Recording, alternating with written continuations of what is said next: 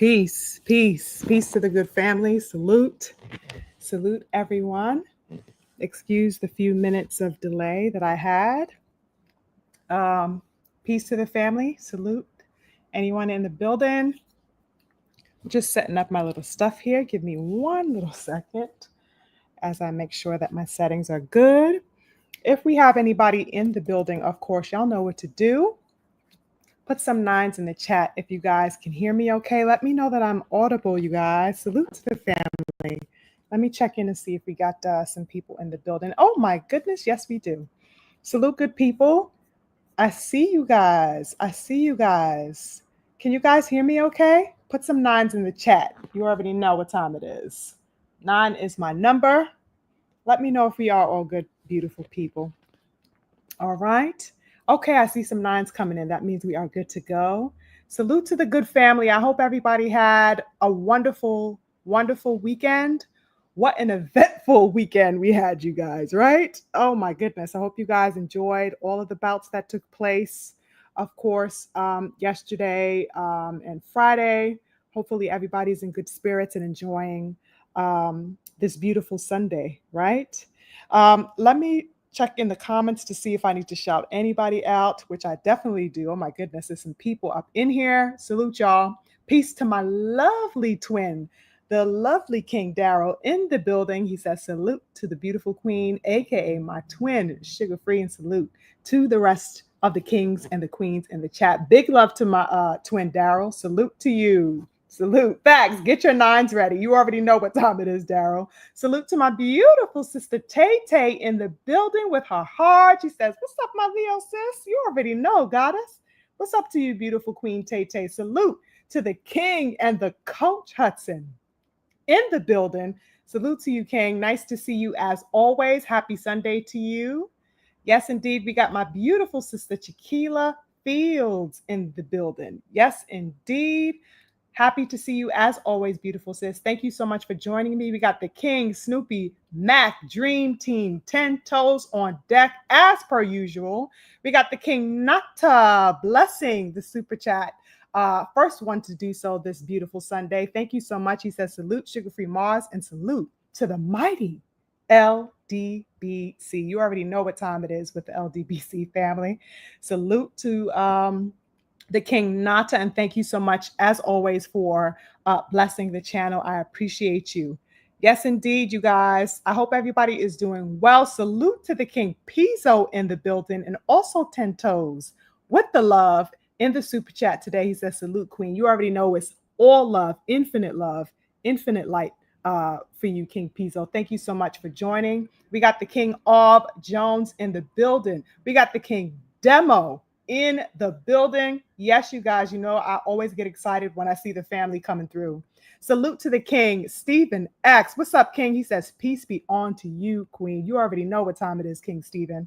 Lovely to see you as always. We got the King G tatted in the building with the 9 and saying salute, Queen. Big salute, big energy to you, G tatted. Lovely to see you. We got the King, the G, as I call him, G McCall in the building. Big, big, big love. Thank you guys so much for joining. Oh my goodness, he said he would be here, and he is here. Here for boxing, that is. Salute to you, King. Lovely to see you. You did not disappoint. You said you would be here, and here you are. That's what I like to see, King. Lovely to see you. Lovely to see all the kings and the queens in the building. I'm not done yet, though. We got the King Bills in the building, okay? With the love, as usual. Thank you so much, King Bills. Oh my goodness, not the insane one. Insane Talk is in the building. Salute to you, King. Thank you so much for joining and pulling up on the live today. I appreciate you. And we also have Motown 909s in the building. Salute to you as well. And also major love, big love to the King Ra. Okay, I got to shout my people out. You already know I don't play with my family. I rock with my family.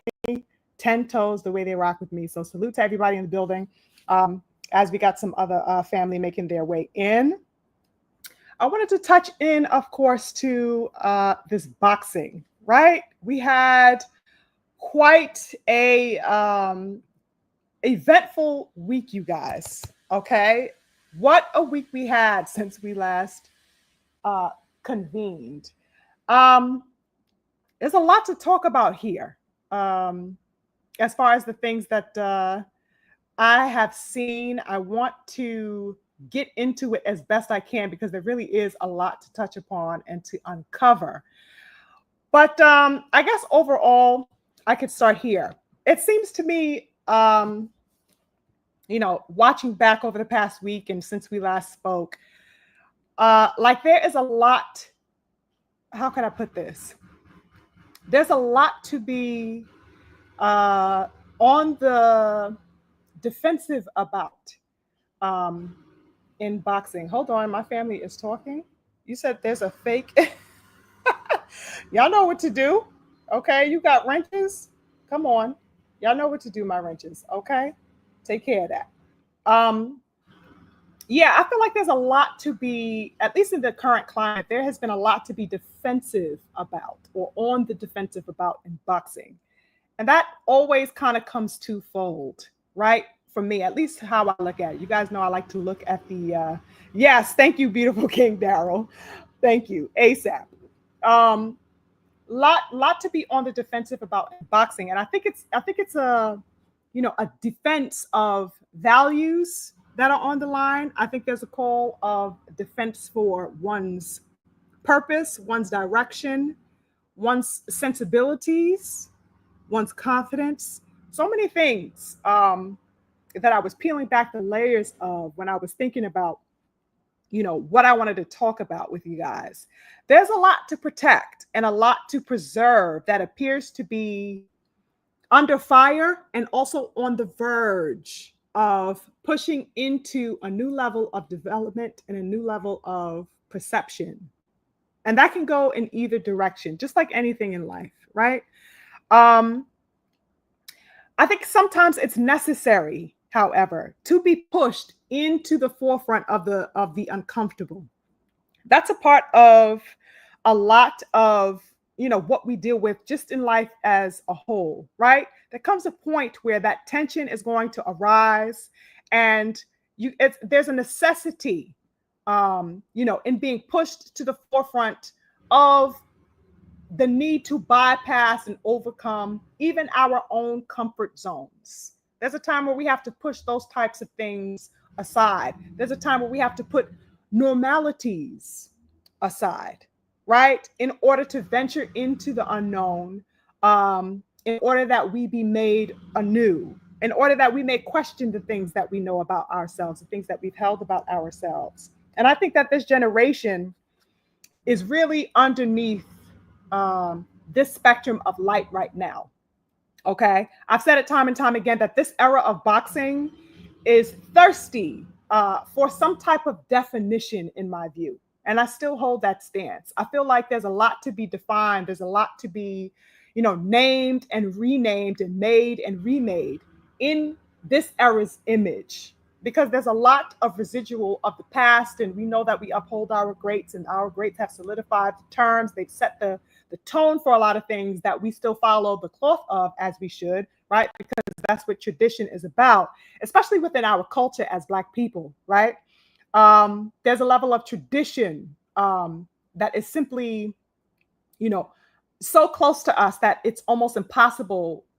We don't find the need necessarily to completely separate ourselves from it. But within that, there's also an identification, an individuality that we must make and deem and claim for ourselves. And I think that this era of boxing is certainly in need of that definition amid the history that we all know and love and uphold. There is a need for these young fighters to go ahead and create themselves in the fire, to walk through the fire. You know what I'm saying? And when I just said that, there is a practice in IET. I'm not sure if you guys are familiar with the African sciences of Vodou, right? But there are processes in Vodou that, have you literally walking through fire. You will have to step through fire, right? In order to get the protection, in order to get, all of these things that the fire can bring. There are people placing literal fire on you. They pick up fire, place it on you, or sometimes you have to walk through. That's the type of initiation process that I'm thinking about when I'm looking at these new these fighters today. That is needed. It's a spiritual redefinition. It's a cultural redefinition for our people. It's an alignment, a mental power that has to be claimed. And I think I think a lot of people will be made underneath this type of pressure, even though it can seem scary, even though it's like, oh, it's impossible for me to do this. It's impossible for me to walk through fire, right? But is it? Is it? If it's done right, it can be had, and there's a lot to gain from that type of bravery that requires you to put all the normalities aside, to put all the comfort zones aside, in order to venture into that territory that you previously thought impossible, or that you previously, um, you know, were too comfortable in order to venture into. I think it's a call that I've been looking for and making for quite some time of these young fighters, because, of course, I want to see them attain that level of greatness. That's the basis of my entire approach to boxing. I love boxing, just like we all do. I'm very, passionate about these young fighters solidifying themselves in the avenue of the greats, but also finding and claiming their own way into that greatness. You know what I mean? I like that.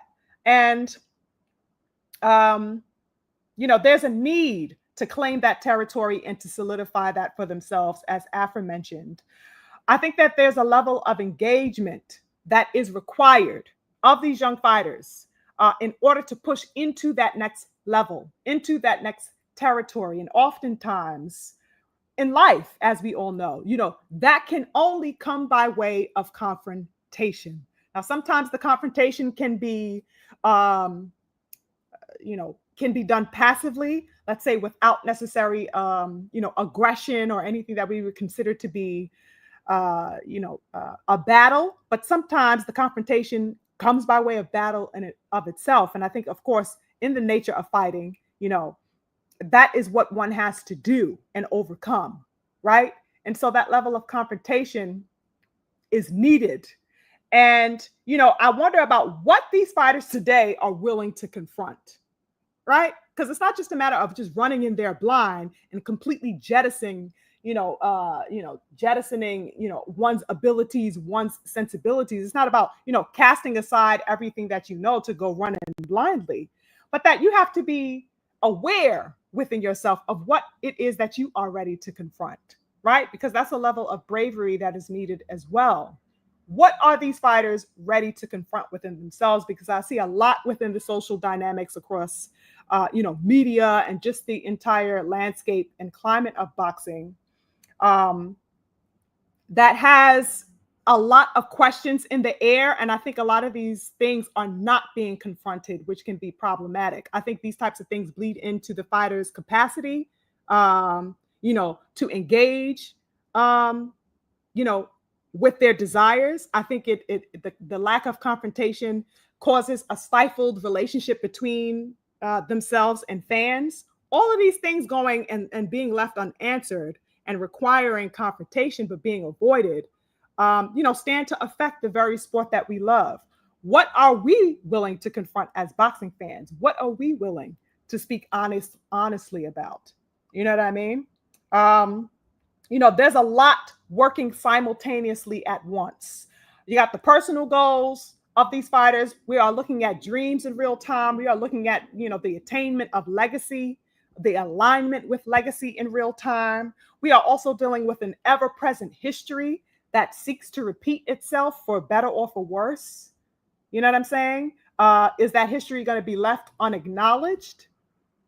Are we still going to be buying into old tales that are spun to dissuade the seeds of greatness? What's going to be confronted here, right?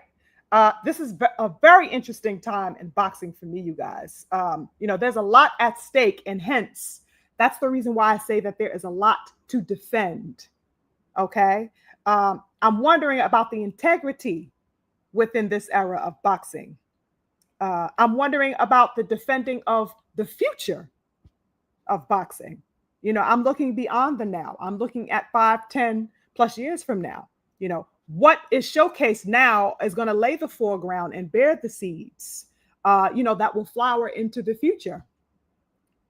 I'm wondering how these fighters want to step into that future, how they want to carry it forward and hand the torch, to the people behind them to stand firmly on and firmly planted within. What do Black fighters of today find valuable? What do they find to be worth salvaging? Or perhaps what needs to be left discarded, right? A lot of questions that I have at hand when I think about being on the defensive or, things worth defending. And of course, that's also, an innuendo for all of the rhetoric, and the castigation that we've been seeing recently of the defensive Black American elite style, right? And so that's a play on words that I wanted to just dive into as I have been sitting back, just as all of you have, watching these types of things unfold and these narratives surrounding the matter of defensive skills and that being viewed as problematic in boxing. It kind of just threw me into a whirlwind. Now, I think that we saw some interesting examples over the weekend. Some were underwhelming. I'll just say that. If I wanted to just jump right into the fight cards, I think that's the best place to start, of course, because that's the freshest thing on our minds. Let's get into the fight cards. Now, I will say this. I'll start with the ladies card, right? The Netflix card that we saw on Friday. Now, I will say this. It was wonderful watching, a fight card of women's boxing in full effect on such a wonderful platform as Netflix, right, over the weekend. Wonderful. It was a wonderful feat. This was definitely a great platform to propel women's boxing to the forefront, right? Because I think it's been needing that. I think we definitely have some worthy, credible women who are worth that and have been worth that. So it's wonderful to see them also get that particular type of stage. So shout out to Jake Paul for making that happen for the women's division, right? Wonderful to see that. The turnout looked to be really good. The presentation was A1, and nothing, of course, can beat the accessibility that the Netflix platform provides, right? Pretty much everybody and their mama and their grandmama got Netflix. So it was available, it was accessible to, all types of people across all spectrums, so it was wonderful to see the universality that was at hand for women's boxing. I will say that. However, I'm not going to lie. I'm not going to cap y'all. Something was not riveting to me about, the fights in general. Now, the presentation, the idea of it, the mechanics of it was wonderful. But I don't know, something about the fights were not riveting to me. The performances were not clean, I guess I would, were some of my thoughts. Some of them were action packed, definitely, like the girl chicken, I'm saying? She fought her, to the death pretty much, right? A lot of heart was on display in a lot of these fights and stuff like that. But there were patches, even though she, of course, ultimately lost that fight. A lot of heart that we saw, right? But I don't know, something about it was missing something. It didn't really look clean. I didn't really see, a masterful, expression of defense. I don't know. What did you guys think about that? I just couldn't help but be like, okay, well, this is, okay, I guess. I wasn't really fully fed in my view. You know what I'm saying? I didn't really see a rounded out. Exactly, Daryl. You are terrible. He said chicken got fried. Child. I mean, crazy work. So I just wasn't really like gung ho. I really wasn't moved in totality by the event. But I'll start here. Let's just get into the actual fights that were of worth as far as the buildup and the reason why we tuned into the fight card. Bombgardner versus Miranda. Very interesting fight. I think that, you know, some things were revealed about Ms. Baumgardner in this particular fight that may have largely gone overlooked by some people as far as her previous fights. She faced Jennifer Miranda in what turned out to be, of course, a victory for Ms. Baumgardner. But this could have been seen as a lot of people as a gift decision. In fact, when I was on social media, I heard a lot of people, having varying thoughts about that fight.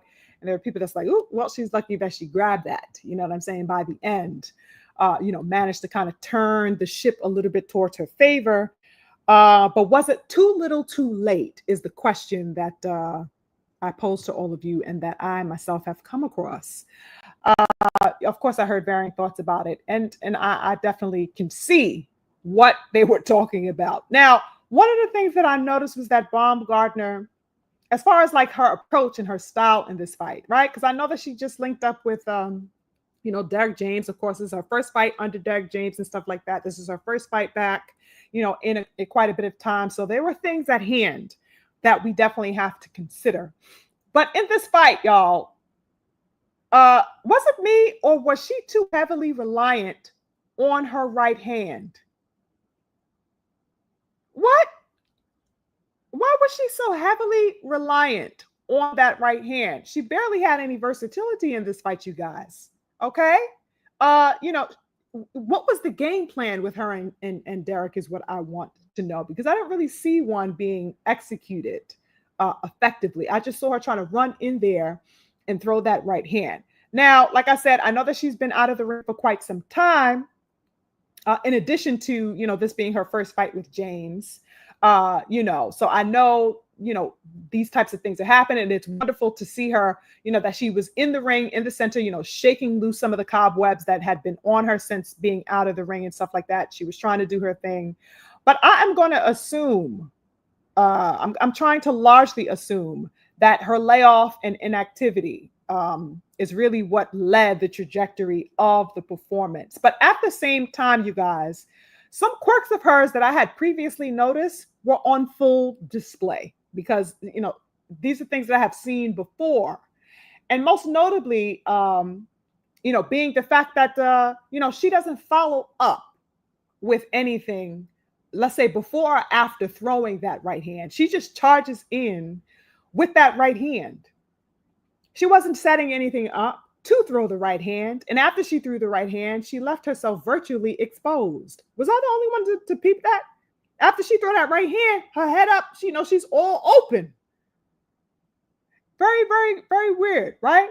I also noticed that her head, stays straight up and she does not move her head off the line, which is also very interesting to me and something that I had peeped previously.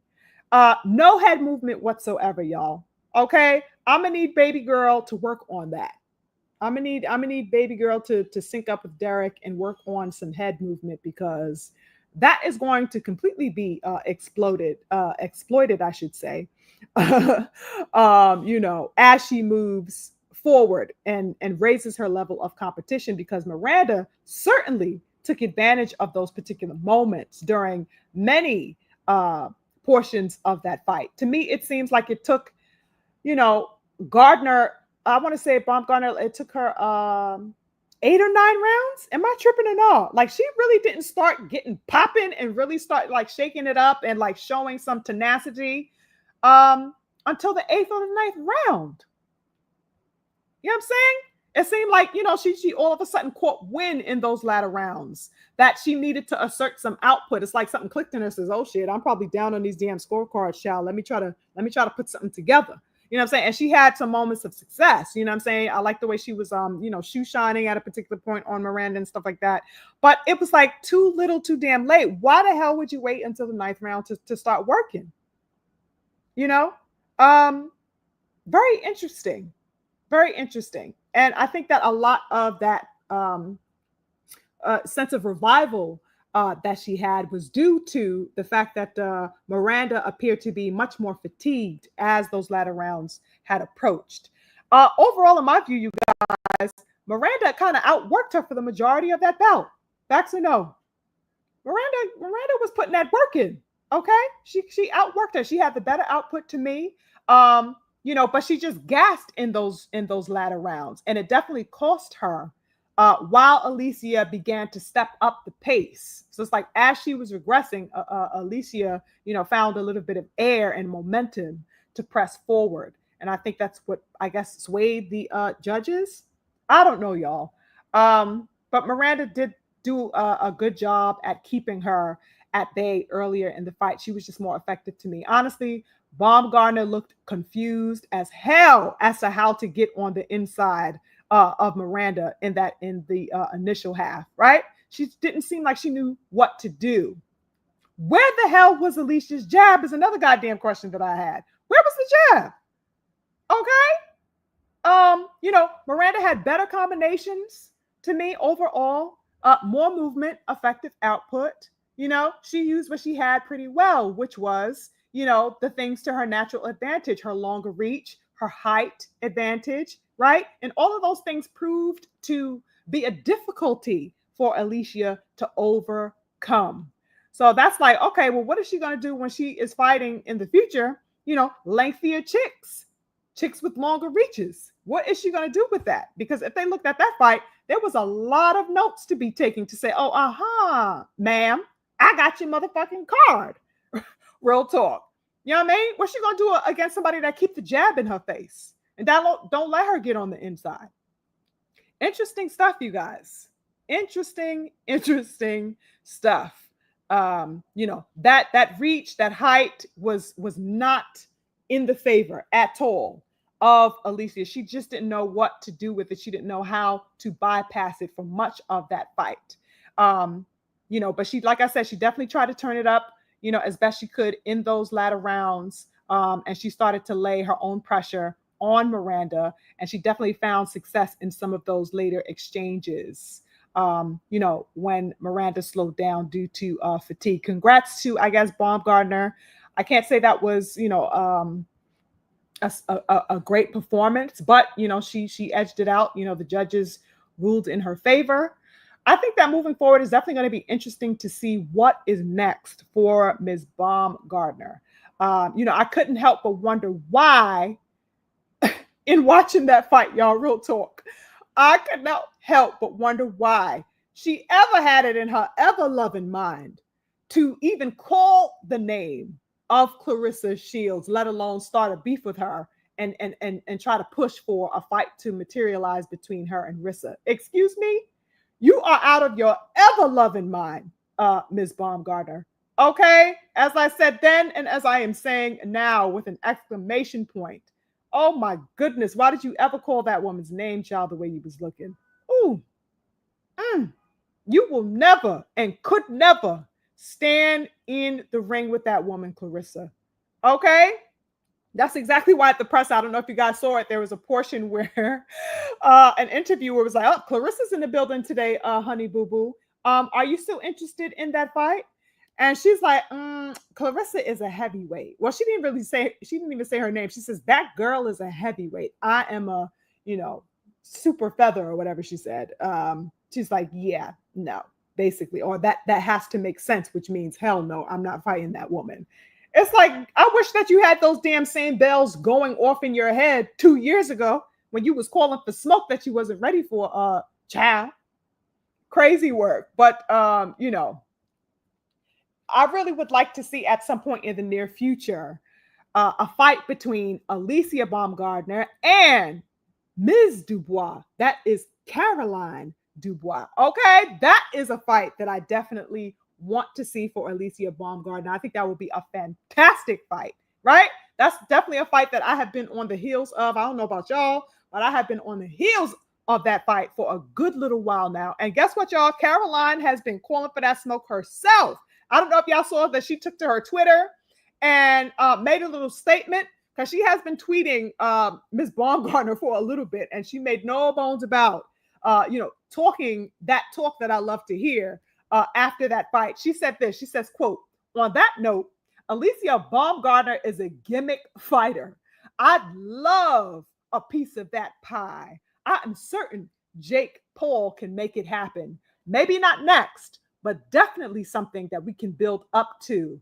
I believe that us two in the ring is the next big female fight.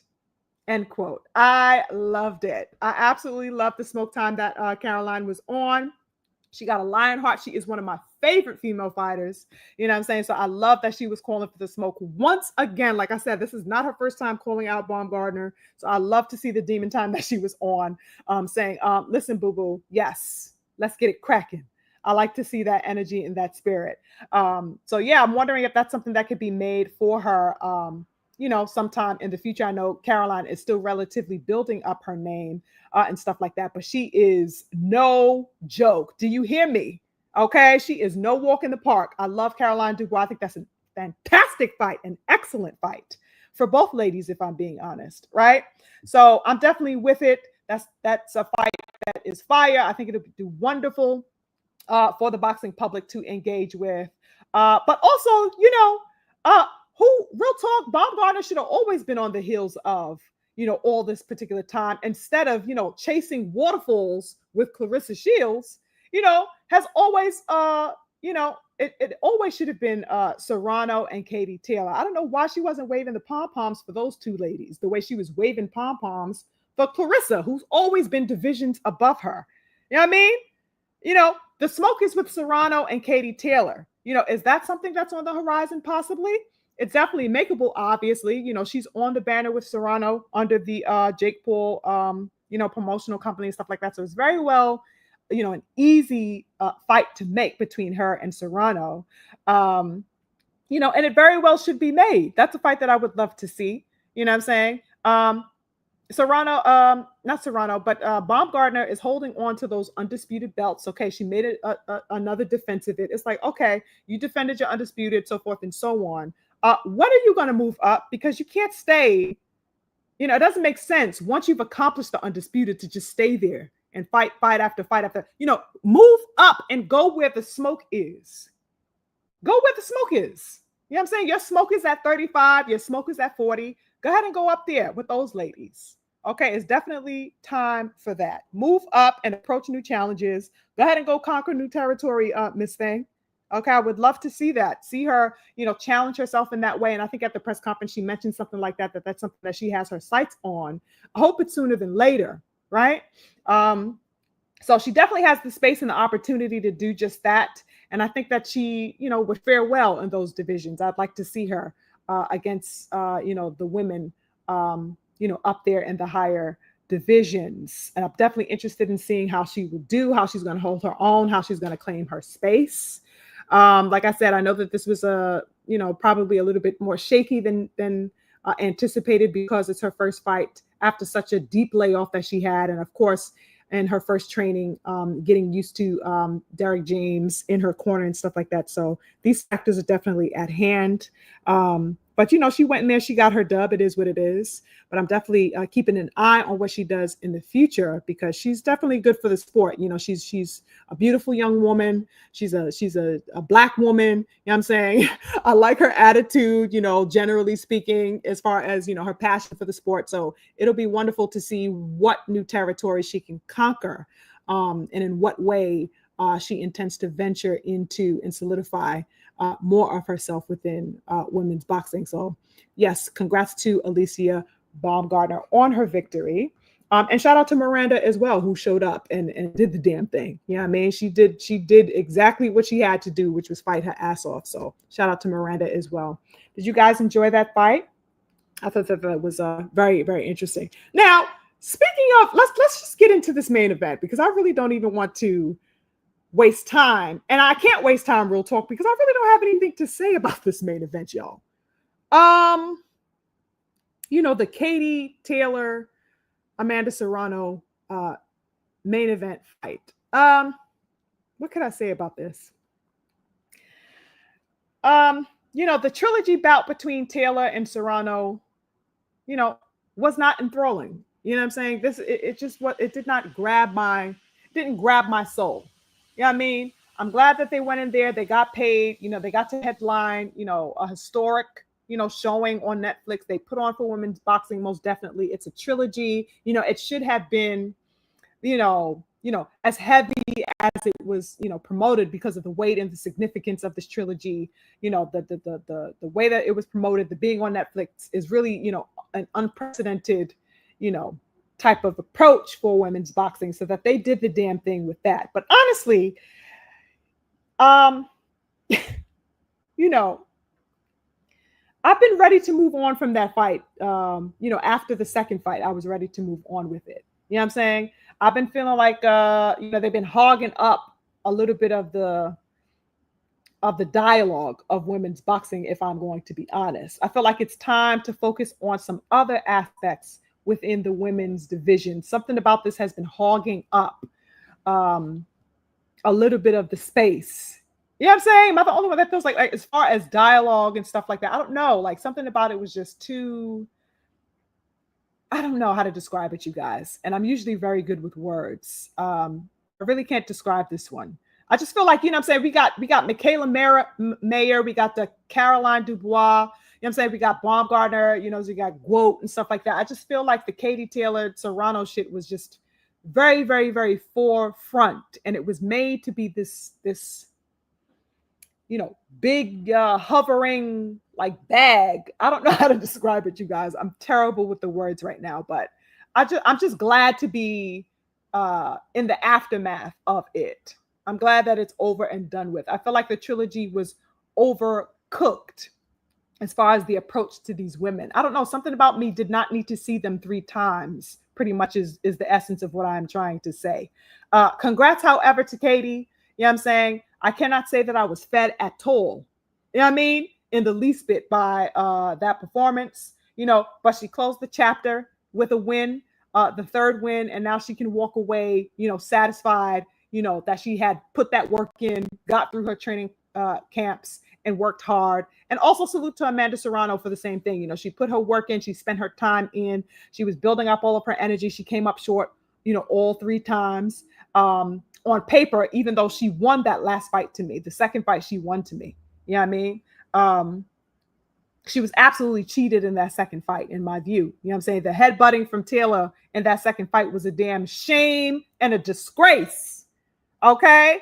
And they absolutely did nothing about it, which was crazy to me. You know what I mean? But it is what it is. They can now move on, and both of these women can venture into new territory and begin to create anew for themselves, which I think is definitely needed, because this whole trilogy thing between them has been a lagging process for me. I don't know. That's just how I viewed it. I'm glad that it's over and done, and I'm sure that they are, in much relief as well. Now, what was interesting, even though there really isn't anything really to say about this fight, you guys, low key, the shit was, lackluster. I'm just use that word. But what I did find interesting was in the aftermath of the fight, seeing some people across social media and the disposition that I just found to be so interesting, right? All types of people on social media, y'all, saying things like, oh, look at Katie go. Look at that footwork. Oh my goodness, what a smart fight that Katie Taylor put on. Oh, look at the speed. Look at the footwork. Look at the hit and not get hit. Jesus, this is the sweet science, you guys. Look at the sweet science. Look at her go in and out, right? And it's like, I love how magically, she's not being associated with running. Has anybody come across any memes about Katie Taylor being a runner? Katie Taylor fought on the back foot virtually the entire night. And she barely had any output, real talk, let alone effective output, right? Wasn't there just an outcry against footwork 2 minutes ago? How the hell is this all of a sudden being goddamn praised in these boxing streets, you guys? I am waiting. I'm still waiting for a meme of Katie Taylor being called a goddamn runner and everything else. Where is her Tom and Jerry goddamn meme, you guys? Huh? Is she forever now going to be associated with running after that performance? I'm waiting on it. I'm waiting on all the terms, the monikers, all the jargon, and all the parlance surrounding running to be associated with Katie Taylor. I'm waiting on it, y'all. I ain't see shit yet. Have you? Have y'all seen anything? Because I sure as hell haven't. Did anybody see any tweets, any posts, any comments, any posits or impositions making these types of insinuations about her? How fucking interesting, right? You know? Also, has anybody seen this woman being called boring? Because that fight surely was boring as hell. If we're going to keep it a buck. I wasn't pleased with that damn fight. I ain't giving a damn about that fight. I'm like, oh, okay. You know what I'm saying? I guess maybe Serrano was trying to be more cautious because of the headbutting.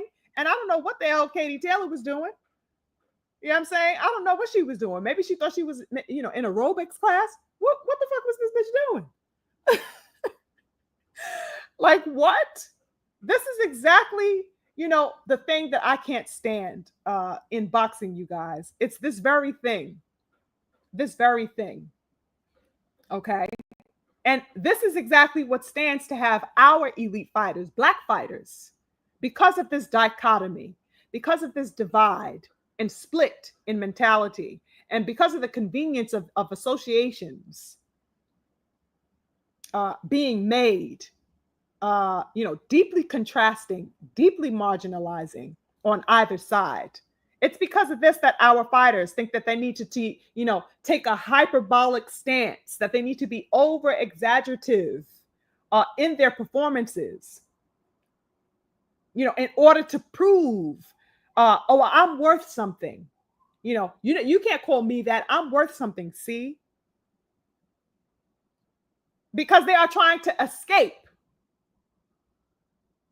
the very thing that, we're accredited for being skilled because of our movement and our everything else. We are trying to run away from those associations. Meanwhile, people, are turning around and being praised from it. Non-Black fighters are turned around and being praised for it. We've seen it time and time again in boxing. You know what I'm saying? With Usyk, with Lomachenko, the Matrix, the greatest, when he exemplifies any shred of footwork. Now here Katie Taylor is, what we would deem to be boring, non-engaging, non-climactic. I didn't see any sweet science at work. The bitch wasn't doing shit. But these people on social media are going to tell me, oh, look at her go. Oh, look how she's just in and out. You know what I'm saying? She's so light on her feet, light as a feather. What? Am I tripping or no? Like, what is going on here? Real talk, it seems like it's an unthinkable feat for the boxing world to transfer the idea of any skills or smarts or mastery of movement. It's an impossible feat for them to transfer that mentality or that approach when it's concerning a Black fighter. They don't want to deem it skill or mastery or smarts or IQ when it's exemplified in a Black body. They have a problem with deeming these types of qualities worthy on Black people. Only when the skill is exemplified outside by someone outside of our culture do they deem it these things. But when we do anything close, and it doesn't even have to be anything boring, right? Because that's very subjective. You know what I'm saying? But just any level of movement, as we've been seeing, come under fire. The idea of movement coming under fire is an absolute outcry when they see us moving. But now you're going to tell me it's praised on Katie Taylor, who looked terrible to me in my honest opinion? It's crazy work, you guys. We had entire build up of fights. We had entire promotional campaigns targeting and chastising those very skills. Whole campaigns were set up to berate movement. When it was Shakur Stevenson, when it was Devin Haney, when it was what's that dude's name that just fought Canelo? You know what I'm saying? Entire campaigns created around the disavowing of that when it was exemplified there. But nothing but songs of praise for damn Katie, who looked a mess, who did nothing worthwhile in that ring on Friday. Both of those bitches look like they was ready to go home, talk, and put the rollers in their hair and put on a face mask and kick their feet up on the couch. That's how they look to me. It was nothing going on. It was nothing worthwhile. Exactly, twin. Thank you, William Skull. That dude. Them hoes look like they was ready to call it a goddamn night to me. Ordering some damn Chinese food or eat some bonbons with the bathrobe on with the face mask. There was nothing going on in that damn ring worthwhile. Them hoes was ready to go home. Okay? And the goal of these people across social media, in the little pockets that I had come across over the weekend, calling Katie Taylor the GWOAT. The GWOAT? Did you guys see this? People calling Katie Taylor the GWOAT. Yo, that shit was blowing minds. I said, huh? Who? What? Excuse you? What the hell you talk about the GWOAT?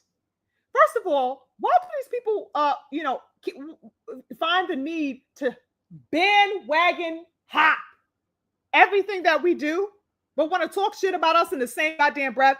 Why is it that they can't find their own monikers and tag names to attribute to their goddamn fighters? Why the hell are they out here riding the coattails of our shit? Can't y'all be clever and think up something of your own? You know who the fuck the GWOAT is? What you talk about? Oh, Katie Taylor's the real GWOAT. Excuse you? Go make up another goddamn name for her. More power to her. Okay, she won all 3 goddamn fights. Okay, she's not the GWOAT of nothing. She's not the GWOAT of nothing over here. These people want to disavow and disassociate Black elites so bad. They want to disassociate them from prowess, from enterprise, from mastery and expertise, from warriorship. But at the same time, want to jock every bit of swag that we got. We want to praise every attribute that they exemplify and that they copy off of us, but shun and berate us when we exemplify our shit. What type of weird, toxic shit is that? You want to mimic everything that we doing, but then shit on us for being great at what we do. Crazy work, y'all. It's sick. Katie won, congrats to her. You know what I'm saying? I think that she's a good fighter. I think she's a dirty ass fighter, as exemplified in the second fight, like I said, with Serrano, with all that headbutting. Serrano should have won that second fight, period. You know what I mean? But, she got her victory. It is what it is. As a fighter, let her go ahead and go enjoy that. You know what I mean? But miss me with the GWOAT talk. Miss me with the damn GWOAT talk. Okay? The thirst is crazy out here in these streets. Y'all should have saw some of the things that I was coming across on social media. Oh, she's the GWOAT. What? Please. That must be the people in Europe. I didn't even bother, scrolling and checking too long. I just came across a few. I was like, y'all really tripping out here. Okay? Go create something of your goddamn own. Why the fuck you ride mine for? Anywho, the real GWOAT, Clarissa Shields, has her fight coming up on July 26th, okay, in Detroit. Okay, and she's going to be facing Lonnie Daniels. I'm definitely going to tune in and be in support of her 10 toes. I can't wait for her to show out. She was live in full, smoke time at the Shakur Stevenson fight. It was wonderful to see her. And I think she also tweeted that she was very inspired, after watching Shakur fight. And, of course, she's excited about her fight coming up. So I definitely intend to, watch the actual GWOAT come July 26th. Oh, speaking of that, did y'all hear the little, posit that Layla Ali made? Because, of course, she was, at the event. And she had hinted that, she would work with Turkey to make a Clarissa fight. Everybody eating off the GWOAT's goddamn name. Didn't Layla Ali try to call out Clarissa some years ago and then back down? Girl, please. It's like she keeps trying to make relevance off of, Clarissa's name. You don't need to do that. You are a legend. You are, a GOAT of your own. You know what I mean? The daughter of the GOAT. You ain't got to keep, bandwagon riding Clarissa like this, y'all. You ain't got to, if you have intentions to fight her 5 years ago, your old ass damn sure ain't gonna be able to do nothing with her now. You know what I mean? Salute to Layla Ali. She looked beautiful as always, but it's like, girl, give it up. Let the world do what she do. Okay, let her reign in peace. Let the queen reign in peace. All right. Anywho, let me check in with my peeps real quick to see what y'all think about that. What were your thoughts about the women's card, about the Netflix, production? Were you guys enthralled at all? Oh, there was also Shadeja Green. You know what I'm saying? I'm actually surprised that she overcame Savannah Marshall, but Savannah Marshall wasn't really. I don't know. Like I said, it was another lackluster. I just wasn't impressed, you guys, all around with the fighting. You know what I mean? Um, I really just wasn't. I really just wasn't. But congrats to Shadeja Green. I know she's been calling out Clarissa as well. Like I said, it's been everybody been calling the GOAT's name, it seems, over the weekend. And Shadeja mentioned something about Clarissa again. Talk about, oh yeah, all the women over here got something for Clarissa, something to that effect. Like there's a lot of women in her stable that could step to Clarissa or something like that. But it's like, girl. None of y'all hoes is ready, real talk. Y'all better leave that woman alone.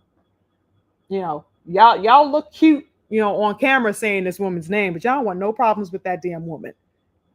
Real talk. But if that fight could be made with her and Clarissa, if Shadeja and Clarissa could be made, because they do have that little bit of history of back and forth, go ahead and set it up. You know what I mean? You ready? You ready to meet your maker? Set it up. Set it up. You know what I'm saying? I'm not trying to protect nothing from nothing. If that's what you want, girl, go on. Go right on. You asked for it. I want it for you. You feel me? The smoke can be given out unbiasedly. Okay. Let me check in with my people. Hold on. I'm just scrolling up a little bit, you guys, as I check in with you guys. I know I've been going on for a minute. Oh, any super chats in the building? Give me a second and I will get to those a little bit later. Salute to the King Rodney in the building. Yes, he says, I had the bomb, losing or a draw. Yeah, it was just, I'm not mad at that at all. You know what I'm saying? The twin says, Layla said she will fight Clarissa for 20 million. She's trying to get her bag.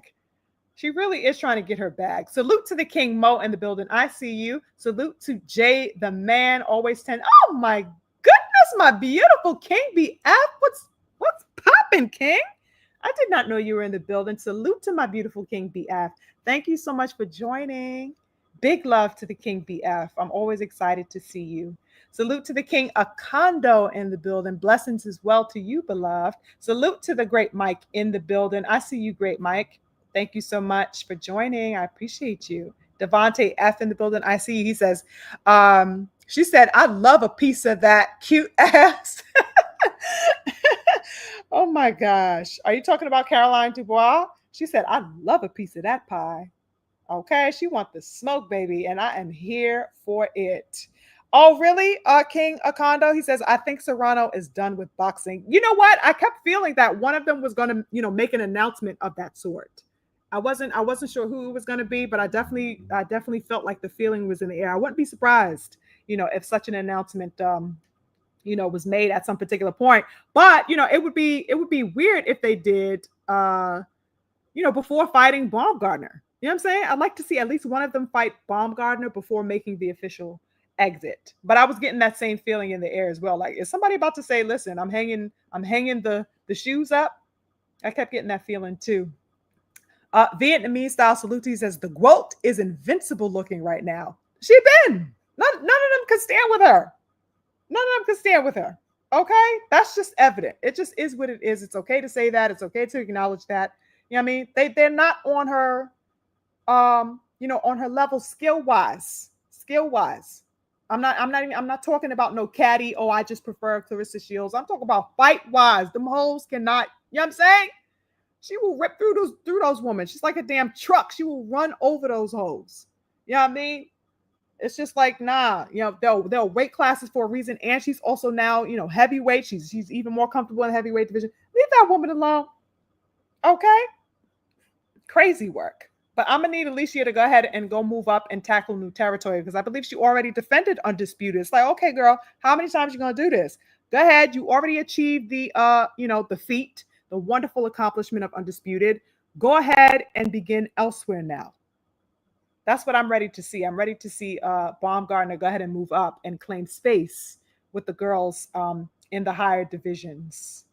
All right. Let's see. Oh my goodness, is that the King Blue in the building? Salute to the King Blue blood. How do I have no idea how I'm probably gonna have to do this after, but I have to wrench the King Blue blood up. Salute to the King Blue if you're still in the building. Thank you so much. I believe this is the first time I'm seeing you in a live, King Blue. Thank you so much for joining, King. I really do appreciate your presence. Okay. That's a legend in the building, you guys. Salute to Blue. Peace and love, everybody that I may have missed. I'm just scrolling through here. I want to see what you guys were talking about when I was going. Very interesting stuff, you guys. Devontae is so sweet. He said, Layla Ali voice deep as fuck. Damn. Yeah, she has a very husky voice. I like that. I like women with husky voices. Maybe because I come from a line of women who also have a lot of tone, I tend to like that in women. Yeah, y'all, let me get on to the next. Salute to the King Snacks. I see you in the building. Blessings to you. Let's go on into, I don't think I need to, wait or hold off on this fight because this really was, what we all were signing up for. You know what I mean? Everybody and their mama pretty much, when fight night came, all we were really interested in was seeing Shakur Stevenson versus William Zepeda. Now, I say that, of course, knowing the fact that the actual buildup had no steam to it, y'all. How many times have we spoken about it? I think me and the beautiful King BF talked about it in our last conversation with you guys, right? We were not checking for that fight for the past 2 months, ever since its announcement, you know what I'm saying? It was very, kind of like, oh, okay, well, it's here. All right, you made the fight. All right, hopefully you get this over with. Okay, just get through him and move on so that we could actually get to see you, actually attain the fight with Tank Davis. You know what I mean? Are you going to move into 140? Our interest was really predicated upon what he was going to do in the aftermath of the fight. You know what I'm saying? After the fight had materialized. That's where our interest was. But I must say that last night, as the hours, progressed into the evening, I started to really wonder, what Shakur Stevenson was going to show up. That's something that I definitely gained interest in as the hours, were counting down and we got a little bit closer and closer to the fight actually commencing, right? So I think that we definitely, I think a lot of us were surprised. I'll just say that by what we saw. What a night of boxing we got, you guys. Now, I got a lot of things to say about this, of course. Firstly, I definitely have to give a big congratulations to Shakur Stevenson for biting all the way the hell down, okay? All the way down and pulling off the victory as I expected him to. I expected him to get in there and be victorious. I was not expecting the manner in which he went in there to get that dub. That I was not expecting, okay? I am just relieved that he got the damn dub. After seeing what I saw, I was just hella relieved that he got the damn victory because, child, I was clutching my pearls. I almost threw my goddamn shoe. I had to sip some water, child. I was patting my head like a pastor in the church, child.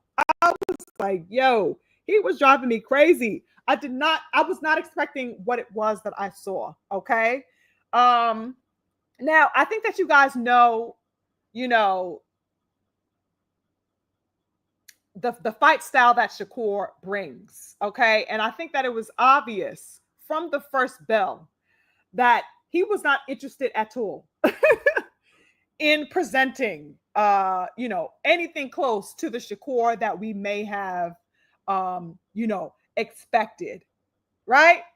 I don't know what to say, you guys, because there are a lot of angles that I want to get at with this. But I'm trying to see how best I want to start this off. Let's see. I think that one of the things that was at hand, is that the corollary of this fight, or the corollary in the aftermath of this fight, is that ultimately Shakur Stevenson chose to bypass and abandon his elite boxing skills in order to, let's say, mollify and appease a boxing narrative that wanted to see him fail all the while. He abandoned those skills in order to quell that narrative of him being too, his footwork basically being too elite. He wanted to override those narratives and prove people wrong. That was the predominant energy that I got from that fight. And I have been judging ever since, if that was the right thing to do. You know what I'm saying? And there's a lot. That's why I'm so kind of, wayward about my stance on it, because I can't necessarily say that I blame him, but I am also looking at the reality of what that posed, and the dynamic that it played in the fight. Right. But that's neither here nor there. Let's just start here. I think overall, the fight was absolutely hella exciting. Okay. That we could absolutely say. The fight was exciting. There is no doubt about that. I was at the edge of my damn seat. Like I said, I did not know, real talk, what to expect from one moment to the next in watching the pace from the first bell onward, y'all. High action, high intensity was all the way in the building. Okay, from that first bell. Shakur Stevenson, y'all, made no bones about making it known that he was there to stand and fight. Made no bones about that from the outset. Okay. He threw all caution to the wind, in other words. Okay. He wanted to brawl. That's what he wanted to do. He wanted to do nothing else. And Zapeda, he did what he always does, right? He threw the punches in bunches, very high in volume. He stepped forward and he did his pressure thing, right? That we expected that of Zapeda, not necessarily from Shakur. So that I was taken aback by seeing that approach soon as that bell rang. Now, let's say when we get to the third round, I think is where that's the round where it appeared that Shakur had got rocked. Yo, when I tell you, I was like, wait, what? You know what I'm saying? I was nearly through, y'all. But real talk, upon going back to it, I went back to it a little bit earlier today, and it actually looked to me that he wasn't hurt, if I'm keeping it a buck. Like, I went back and I looked at it. He didn't really look hurt. It looked instead like his foot had slipped. His foot slipped. That's what it looked like to me. He kind of got off balance. You can see his feet kind of glide across the floor. I don't think he was hurt in that particular moment in that early round. I believe that was the third round. You know what I'm saying? I was actually looking for his reaction when I went back to view it. I saw no expression from Shakur that he was hurt. And it actually looked like he evaded that. I think that was a jab that Zepeda was throwing at him while his foot did the slipping. You know what I'm saying? So I don't think he was hurt by that. Now, when Zepeda, in those particular moments that he had Shakur Stevenson on the ropes, even though I did not like that Core was on the ropes so goddamn much, you guys, there were moments where Shakur was effectively weaving a lot of those shots while he was caught up on the ropes. He was weaving, he was doing his thing. You guys saw him using the shoulder roll and stuff like that. A lot of moments saw him not really looking phased at all when I went back to view it again as well. That's something that I noticed in going to watch the replay. I think that as the rounds continued, though, Shakur, oh my God, his pressure was unrelenting. Real talk. Shakur Stevenson was stepping, y'all. Okay. He threw some big shots. He threw some wonderful combinations. I mean, he was on Zepeda's neck for a lot of that fight. Okay. And of course, Zepeda, was unrelenting with his own flurries. Very intense fight, very high stake fight. I just can't say enough that I did not like how Shakur stayed on the ropes. I think he stayed on the ropes for way too long. I did not like that. He did not have to do that. That part had me displeased. He spent way too much time on the ropes throughout the fight, y'all. Zapeda, because of that, was able to capitalize on those particular moments of having Shakur pinned, or at least the idea. Even if Shakur was weaving, like I said earlier, the idea of that Zapeda had, in thinking that he had Core pinned, could have changed the trajectory. You know what I'm saying? If he was successful in capitalizing in those exchanges while Core was on the ropes. You know what I'm saying? Better to not give Zapeda any confidence, because you never know what could happen. So I didn't like that, he stayed so close to those ropes. Like I said, even though his shoulder roll was in effect and he was guarding up and stuff like that. Let's say by the time we got to, I think, the 6th or 7th round and onward, things started looking less sticky for me. I think that's the point where Shakur began to solidify himself more to me. He started to look more dominant. He started to look more in control, right? He took complete control of the output. He started to rear the ship completely in his favor. Completely in his favor. I started to have less and less questions as the rounds progressed. You know what I'm saying? I started seeing his dominance more vividly, more clearly, more lucidly. Let's say by the 8th and 9th round, I think those were actually my favorite rounds from Shakur Stevenson, that 8th and 9th round. Beautiful work. Beautiful work. Did y'all see Shakur working, you guys? Wonderful work. Crazy body work. Those combinations was flowing. He was sticking that damn man. It was wonderful. Nasty, venomous precision from Shakur Stevenson. Relentless tenacity as well from Shakur Stevenson. Beautiful, you guys. He showed the fuck up, in other words. Okay. Shakur Stevenson intended to show the world what he is made of. I think he definitely made the statement. He dropped his nuts. Okay. And he proved to the world exactly what he set out to do. Okay. That was the statement. That was the statement that he was adamant about setting. And he did just that. He definitely added an exclamation point, to his name. Okay. I think that goes without question. So I have to give him his props there, that he went there and he did what it was that he set out to do. Now, let me take a sip of my water.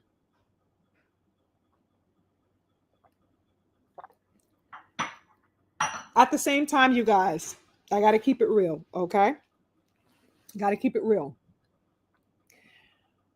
As much praise as I see people giving him, as much merit as he claimed via that performance and that showing, there does exist an alternative view, okay, as far as his approach to that particular fight.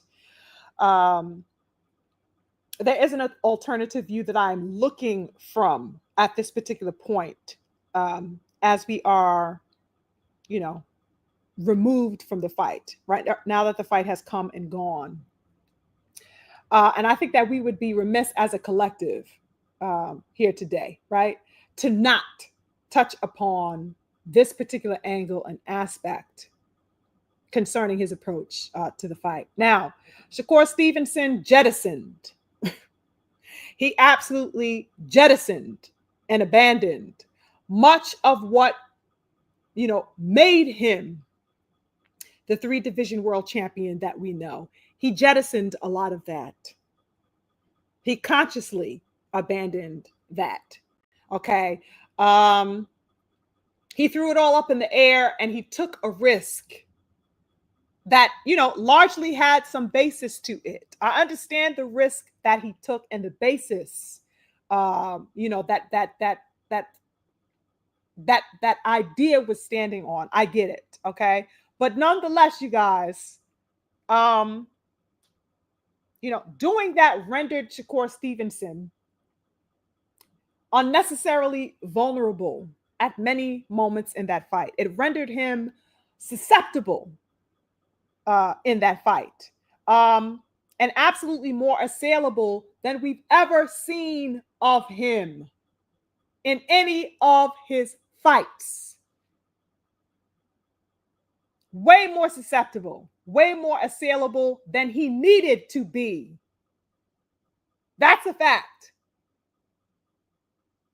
Okay, that's the risk that he chose to take. And I'm wondering about the merit of that choice. The man is known for being one of the most, if not the most, okay, least hit fighter in the game. That's how we know of him. That's what we attribute to his style, the prowess of his defense. But in front of our eyes, you guys, in last night's fight, Shakur Stevenson suddenly became pregnable, open for onslaught. And I could not help ask, for what? For Zapeda? You putting all of this on the line for Zapeda? You know, we saw Shakur Stevenson touched way more than ever before. What's going on is what was in my mind, okay? It was absolutely unbelievable to witness the level of vulnerability he opened himself up to.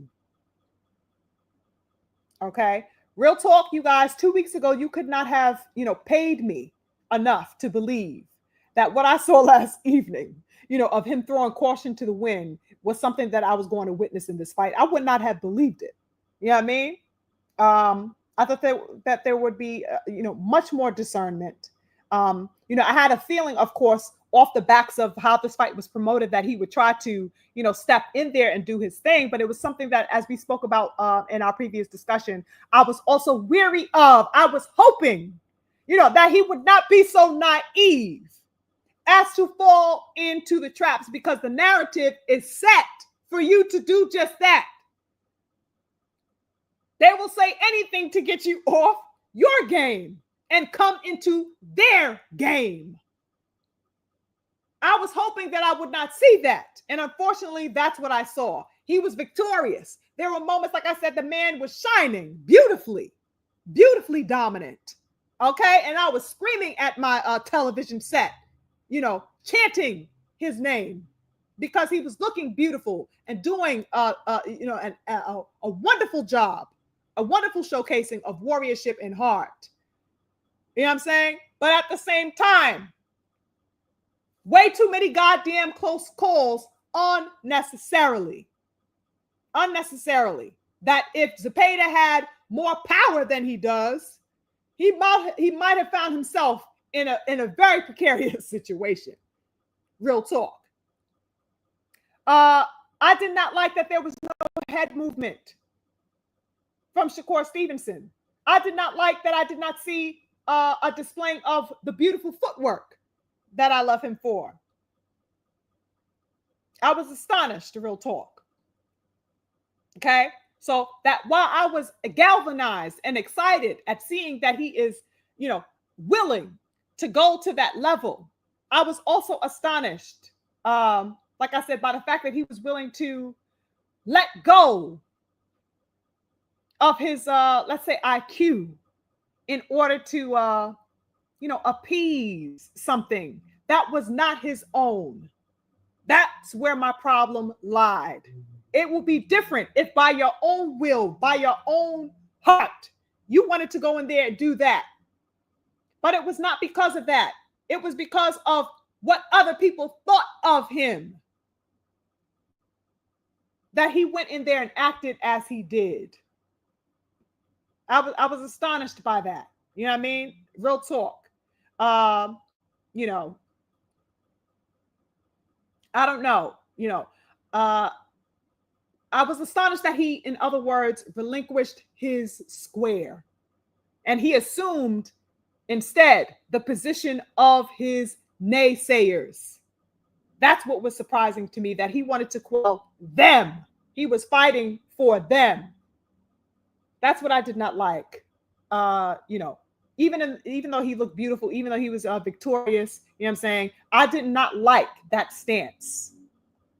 You should not be fighting for anybody else, especially the people who seek to castigate and disavow you. You fight for the people that rock with you, that love you, that have supported you, not for the motherfuckers that's tearing you down. Why would you fight to please them? 5 minutes, they just gonna turn around and say some other shit about you. What you gonna do? You gonna give up your square every time they say something? That's not heart. That's vulnerability. That's a chink in the mentality that you would be so easily swindled off of your square. That's the part that I didn't really like. You know what I mean?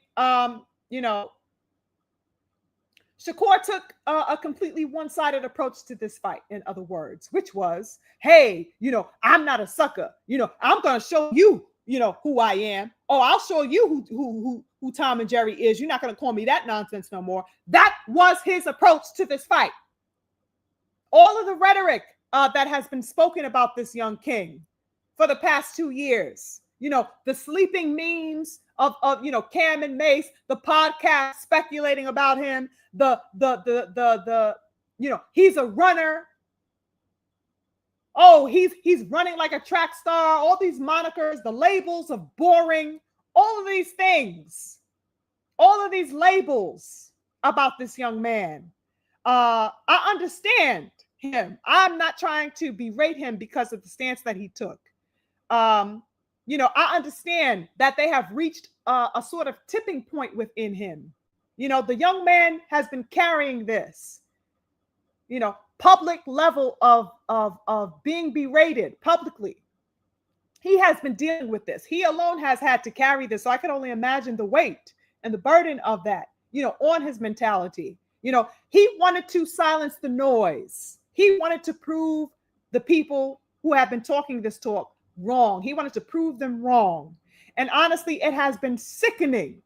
As somebody who has been a long supporter of Shakur Stevenson, you know, to watch the media attempt unrelentingly, you know, to shred this young man apart.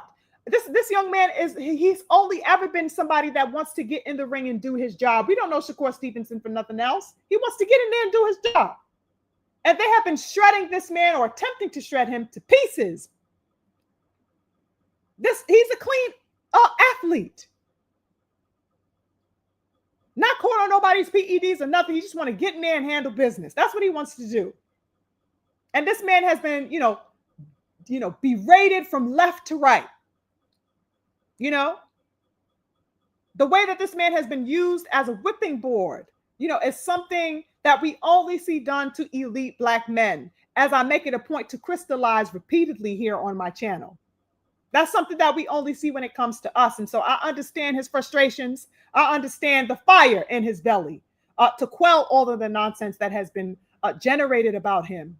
You know, how this man is ripped to shred in boxing is beyond me. I don't know how such a fantastic young fighter can be put to the blaze the way he has been. You know what I'm saying? I didn't see a fraction of the heat that Shakur gets for being a superb boxer with superb athletic ability and footwork and IQ. I didn't see a fraction of all the heat that they have for his expertise, given an ounce or an inch to motherfuckers who pop dirty. Core got more heat for being a phenomenal, fantastic fighter than Drug Cheats had for popping dirty. Let that shit sink in, y'all.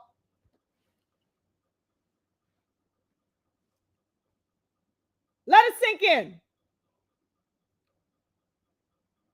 Core got more heat and more hate, more vitriol for being a skillful elite fighter than Drug Cheats have gotten for shaming themselves and the sport for being on performance-enhancing drugs. I mean, you just can't make this stuff up, y'all. So that I understand his frustration and his need to have proven them wrong the way that he set out to do. I understand it. Shakur took all of this on. He has been shouldering it. He has been seething within it. And last night, he wanted to fight fire with fire. I totally understand that. You know what I mean? And I think a part of him was satiated, in the outcome of the fight, and saying that, listen, I'm a tough guy. I'm not no puppy. I'm not no poodle. You know what I'm saying? I handle my business. He looked satisfied in the post presser as well, after they got out of the ring, and he was getting all of the praise from the interviewers and stuff like that when they were asking him questions. He looked satisfied and pleased. So I understand that. However, in my opinion, you guys, if I'm going to keep it real, Zepeda was not worth that effort to me. Not Zepeda. I would have preferred Shakur Stevenson to spill blood with Tank Davis, with Devin Haney, with Keyshawn Davis, with Antoine Russell, with Teofimo Lopez, with Subriel Matias, hell, with Richardson Hitchens. Spill blood there if you're going to spill blood. Because there are people, when you are a fighter, who are worth that. There are people that you like, oh yeah, baby, we're going to go all the way. All the way. Only one of us are making it out of here. There are people who can bring that out of you as a fighter. Those are the people you spill blood with. I do not think that Zapeda was worth an ounce of that. I really don't, if I'm keeping it a buck. Zapeda surprised me now. He fought his ass off, okay? He surprised me. I like that he was unrelenting, what I'm saying? I like that, styles make fights. So that what he brought to, because remember, you guys, he had issues with Tevin Farmer. Tevin Farmer beat him in that first and second fight, real talk. You know what I mean? In my view, you know what I'm saying? That fight was, edged to Zapeda. He had issues with Tevin Farmer. So I understand that, styles make fights. He really didn't go easy on Shakur Stevenson, even though he may have looked vulnerable and compromised at particular moments against Tevin Farmer, right? That's why triangle theories don't really hold up too much, because he was giving Shakur the business. Let's not forget, Shakur Stevenson ended that fight with sunglasses on his face, baby. When have you ever seen Shakur Stevenson rocking sunglasses at a presser? This is the man that don't get hit. You mean you chose to go to war to that caliber with Zapeda? He could have fought a smarter fight, in other words. That's what I am saying. You know what I'm saying? So that at the same time, I am happy that he got to, showcase to the people who may have doubted him that he can bang, that he can go there. You know what I'm saying? Was it worth it is my question. Was Zapeda worth it? It's worth it when you have a worthy opponent. You know what I'm saying? I can only look at it from my own juncture. Shakur Stevenson is going to call him worthy because he's in the ring with him. And so I understand that he's going to take him seriously. He's going to give him that level of credit because he's got to do battle with him. You know what I'm saying? But that isn't going to solidify the legacy of Shakur Stevenson. Tank Davis is the dance partner. Devin Haney is the dance partner. That will solidify your legacy. Go to bat with them. He didn't have to go through all of this treachery, this tumult in that battle with Zapeda. He could have fought a smart fight and still beat the hell out of him. Still made it a master class, but it would have been of smarts. But because of everything that was at stake as far as the rhetoric is concerned, he jettisoned the IQ and replaced it, supplanted it for, toe-to-toe.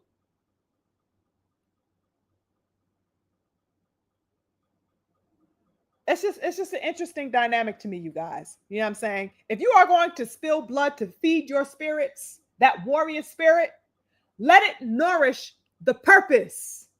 Let that mentality of spilling blood nourish the totality of your vision, your prowess, and your legacy. Do not spill blood senselessly. And I think that this Zapeda fight was a spilling of senseless blood. Not that he didn't have to, push forward and go ahead and go do his thing, but I think he overexerted unnecessarily. Okay, Shakur tried to spill blood to be loved. He tried to spill blood to be loved and accepted by fickle people. People who only 5 minutes earlier called him yellow, called him a track star, called him pillow-fisted, just as they called his predecessors yellow and a runner and boring. That's who you spilling blood for? Fuck those people. And they calling you all of this because that sect of people or that mentality, people who hold that, cannot keep up with the idea of our elite style. They can't overcome it. And so they try to tag it. They try to stigmatize it because they cannot compete where they cannot compare. Shakur Stevenson, he got hands put on him in that fight. he was getting touched up, which is crazy work. This, like I said, I can't say this. This is the man that doesn't get touched. And he sacrificed that in order to quell people who don't even give a damn about him. That's the problem that I am calling out. He never had to prove to me that he had heart. I know that he does. He didn't have to prove that to me. He didn't have to prove that to people who value his talent, who value his potential. We just wanted to see him in there with the best. We would have rather have had him show up and prove that heart that we know that he has, with the likes of the worthy competition that we've been calling for him to fight, not to waste it on damn Zapeda. This man wasted energy, even so much to the point where he's saying, when he was asked, in the post presser, oh, okay, well, I see that the style, you've managed to muster up, this toe-to-toe come forward style, do you think that this is a style that you are going to proceed with, in your future fights? And Shakur Stevenson said, hells to the no. Shakur said, hells to the no. I'm not trying to get hit like this moving forward. I'm not trying to do this again. I'm going to go back to my boxing. I'm going to go back to what I know, moving forward. I don't want to do this shit again. So it's like, damn, we had to see you go balls to the goddamn wall for Zapeda. I would have rather have seen that type of motherfucking time against Devin. Against Devin. Don't waste it on this nigga. Zapeda. Spill blood with Devin. Go get, I'm saying? Go get the Lions. That's who you spill blood for. Shakur said, hell no, I ain't trying to do this. I'm not trying to get hit like this again. I'm trying to get touched up again. And I couldn't help but wonder, like, okay, did you try to go balls to the walls like this because you knew you wasn't going to receive the amount of punishment that you would receive by facing Tank Davis, by facing Devin Haney, by facing Super Almatias, by facing maybe Teofimo Lopez, or the people who consider the upper echelon? Is that why you chose to go, blood with Zapeda, to test that out there? Because that's not something that would translate to the higher elites. I couldn't help but ask that question, because it doesn't make sense why he would go so hard against that man, only to posit that that's not something that he wants to do moving forward. That's a very interesting question that I had. I'm glad I got to see that level from him. I just don't appreciate the arena in which it was displayed. I don't necessarily think that it should have been displayed there and at that time, and for those reasons of trying to please and mollify people who don't even give a damn about you to begin with, as far as the media is concerned. You know what I mean? A lot of dynamics at hand. you know, um, especially for people who don't care about you, the idea of him cutting himself off and only presenting, this, bang, come forward style, and absolutely cutting off the part of him that is all about the sweet science was crazy work to me. He could have approached that style doing both. He did not only need to show, that level of a fight style. He could have stuck to his boxing, like I said, and still put the beats on that boy. He chose to absolutely leave the other half of him outside of the door. And I found that to be very, very unnecessary. It was an unnecessary action. You know what I mean? It's not going to do anything, to stop these people from associating him with running. It's not going to stop them from calling him pillow fists next week. They're going to be right back on the bullshit again. And then what's going to happen? What's going to happen? You're going to have to change your style up again? Find a new way to appease their whims? No, these are fickle people. This is a fickle public. Just do what you got to do. Be yourself and do the fuck out of that shit. Stand 10 toes in that. Own it. You know what I mean? That's what I would have liked to have seen, because it kind of also posits the notion that there is something wrong with the Black elite boxing style and prowess. The fact that he tried to change it, even though it comes across like it satisfied and satiated the palate of these people who are running this narrative, it also did the same thing to prove their point. Like, see, it is more exciting. You kind of fed into that shit and said, okay, well, it is more exciting. See, that style is boring. That's why you wanted to put it down and fight in this way, right? I just don't like that. I don't like that. Shakur Stevenson and all of these young, beautiful Black brothers, who possess that athleticism and the skill set, need to hone it. Those are the very things that made our warriors great. That's why we call them GOATs, because they had the total package. They were complete fighters, not one-dimensional. These people that you are trying to appease are upholding a class or a group of fighter who are non-Black, who do not possess the complete package. They approach it from a one-dimensional stance and perspective. It is because they do not possess the total that they relegate it to being problematic. Why the fuck would you substitute your universality, your completeness as a fighter, and supplant it with one-dimensionality? Doesn't make sense. They're trying to trick you out your spot. I didn't like that, y'all. I can go on and on for days about that, but it's just something that I peep game to. It's much deeper, than one would perceive it to be. You know what I'm saying?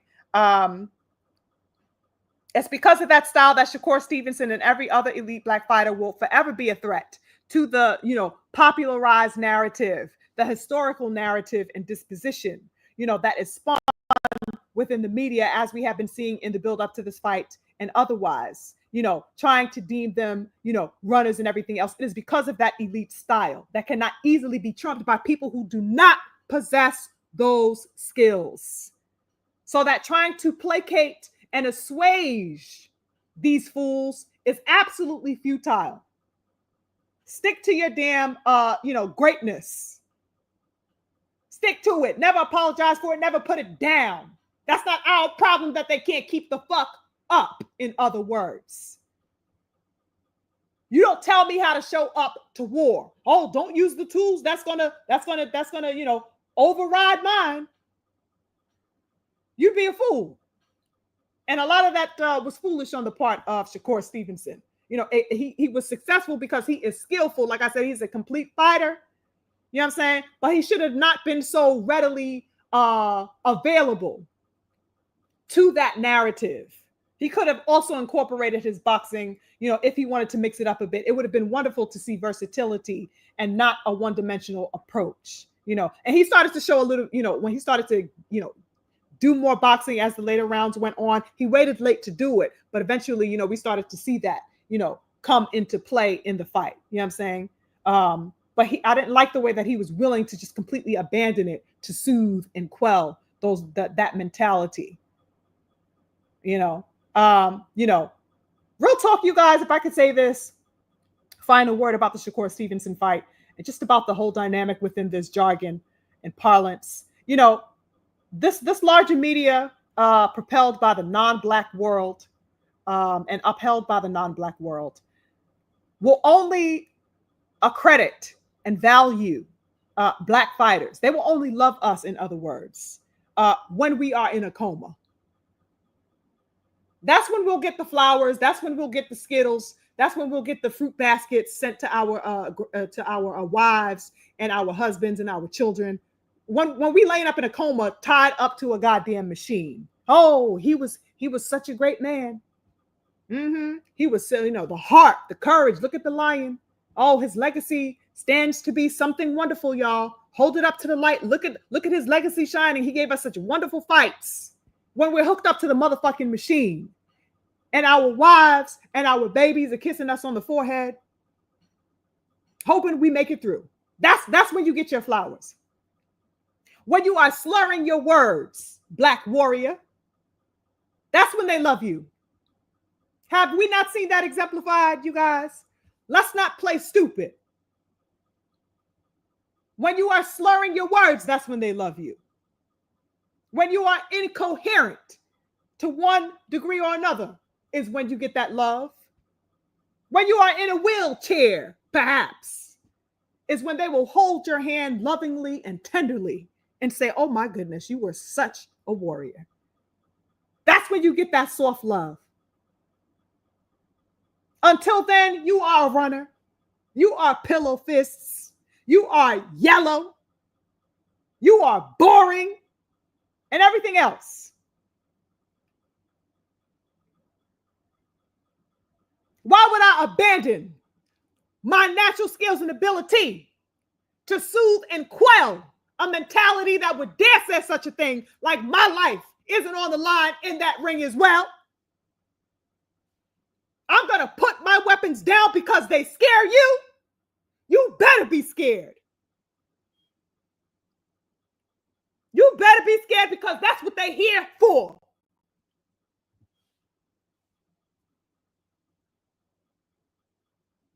These people are tripping. And that's the aspect that I did not appreciate of Shakur Stevenson, even though I appreciated the will, the spirit that wanted him to show his heart and his courage and his valor, that wanted him to display his warriorship. I salute that. I do not salute the reason why he put it on display. Not for them. You do that for you, young king. Don't be so easily tricked out of your position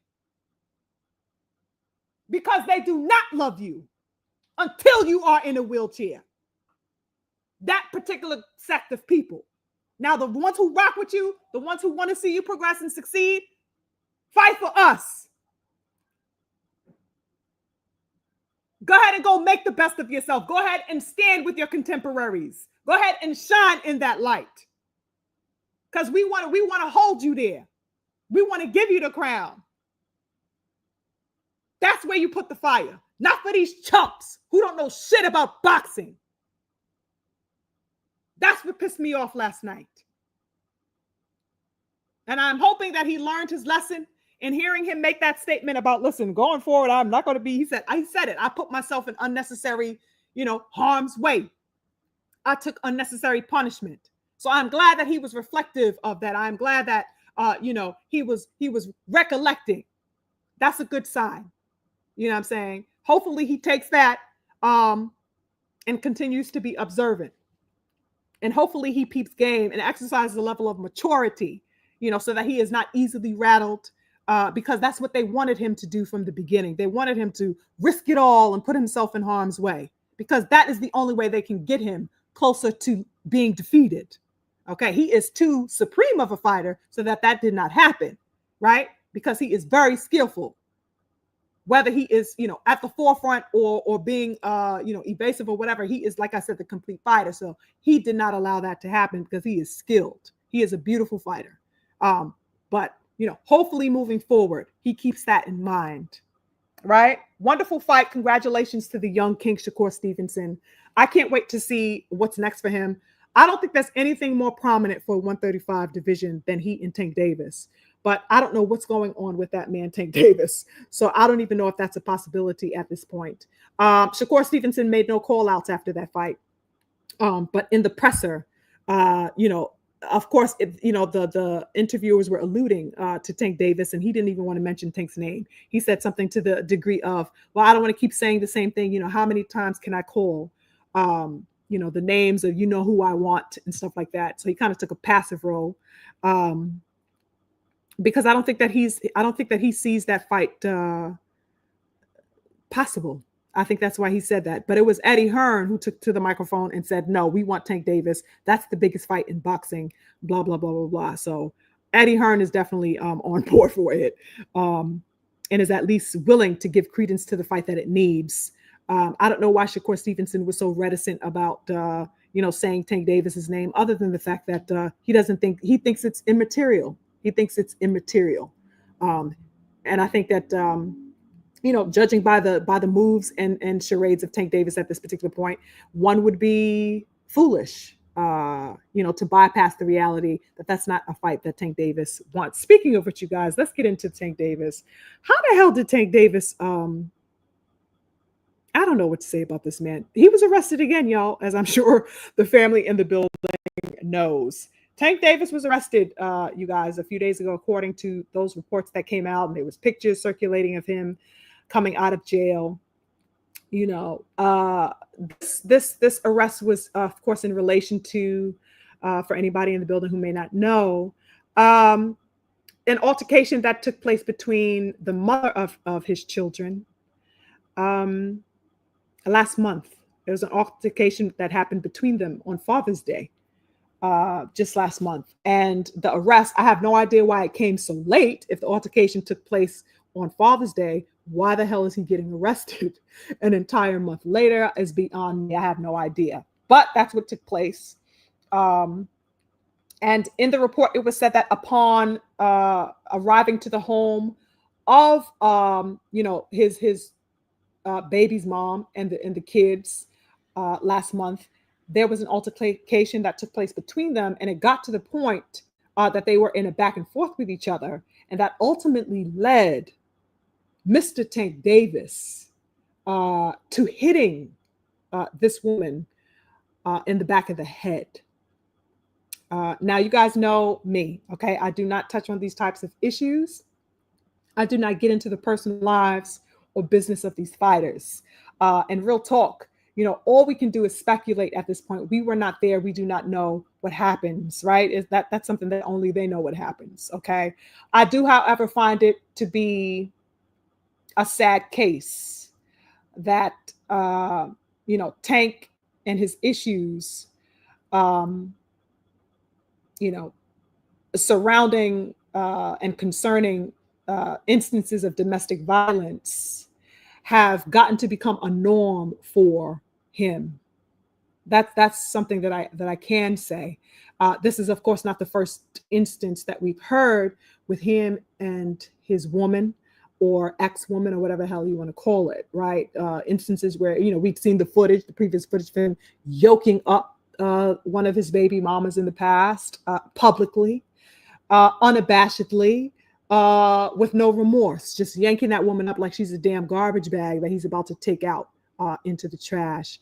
Real talk, which is crazy work. So that, this issue of domestic altercations or whatever have you are not new to him. And it's sad that they have become somewhat of a norm. How many babies' mamas is this man going to go to war with? It's very sad. It's very sad. I wish that he left his physicality in the ring, and in the ring alone. Okay.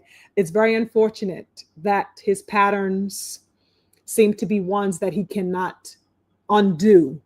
Okay. And that's whether he is at fault or otherwise, right? Because I don't know, I'm not placing blame. I'm just saying that the patterns, there is a repetition going on here that he cannot seem to pull away from. Hopefully he gets to work that out within himself. Obviously, it's a touchy thing when there are children involved, and what have you, but off of that, the fight with Lamont Roach is becoming more and more of a mirage, you guys. Especially coming off of this recent news of the arrest and stuff like that. Tank Davis has since been released. I came across, I think he only stayed in there, I guess, for the day or whatever have you, and he was released on bond. I guess they set the bond and they were able to pay it or whatever have you. So he was released. But what a charade, you guys. This fight is becoming more and more of a figment of our imaginations, it seems. It seems like I don't know, some type of damn disparate projection of some type of universe. I don't know, like, is it in an alternate universe that this fight is going to take place, y'all? It's looking more and more unrealistic and immaterial. The August 16th date, as we know, beautiful people, is 4 weeks away, y'all. Okay. Now, either this fight is going to be pushed back somewhere into November, December, something like that, or the shit ain't happening at all. Okay. Now, according to Lamont Roach, I don't know if you guys keep up with him on social media, but he took to his Twitch, I believe, his Twitter, whatever have you. And, Lamont is out here still prepping for the fight. He's saying that he is still, in preparations for the fight. And he is also hinting at a supposed announcement that's supposed to be allegedly on the way. I have no idea, you guys. At this point, real talk, I don't give a damn about this fight. This fight has been off and on and on and off since last November. Since the initial fight, as I've posited with you guys many, many times, when the fight was initially supposed to take place the first time, off and on, back and goddamn forth, reschedules and threats of cancellations. And now here the hell we are again, all the way in the second week of July. And we are back on the same motherfucking merry-go-round. I am through with this fight. I don't give a damn about this fight, y'all. I got to keep it a buck. At this point, that is exactly how I am feeling. And, poor little old Lamont has been holding on for dear life, you guys. This poor man has been holding on for dear life. He out here like a hole trying to grab hold to the last little bit of edges that he got. Lamont is out here trying to hold on like a hole to some scraggly edges. What's going on here, y'all? What's going on here? He's doing everything that he can to save this fight.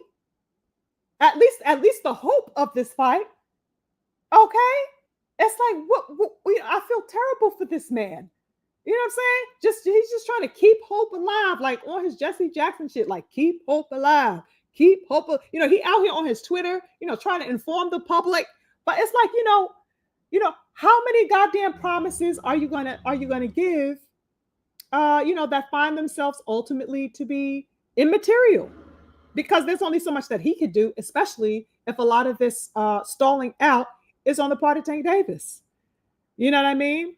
I think BF had shared that it's a matter of money on the part of Tank Davis, that I guess he wasn't satisfied with the amount that he was getting, and then there is the arrest. It's like, what? It's just an avalanche of nonsense, you guys. If it's not one thing, it's the damn next. What is going on? What is going on, y'all? There's only so much that Lamont Roach can do. There's only so many times that he could spark a sense of hope in the people, and then have it rescinded because of some charade that pops up or some antic that pops up, crazy work. What a way to kill whatever thrill that this fight had around it, right? Especially coming off of the fact that, this fight was never anything that we signed up for. It's not anything that we had demanded to begin with. So that the fact that there's this back and forth, that there is this, indecisive, incoherent projection of this fight is crazy work to me.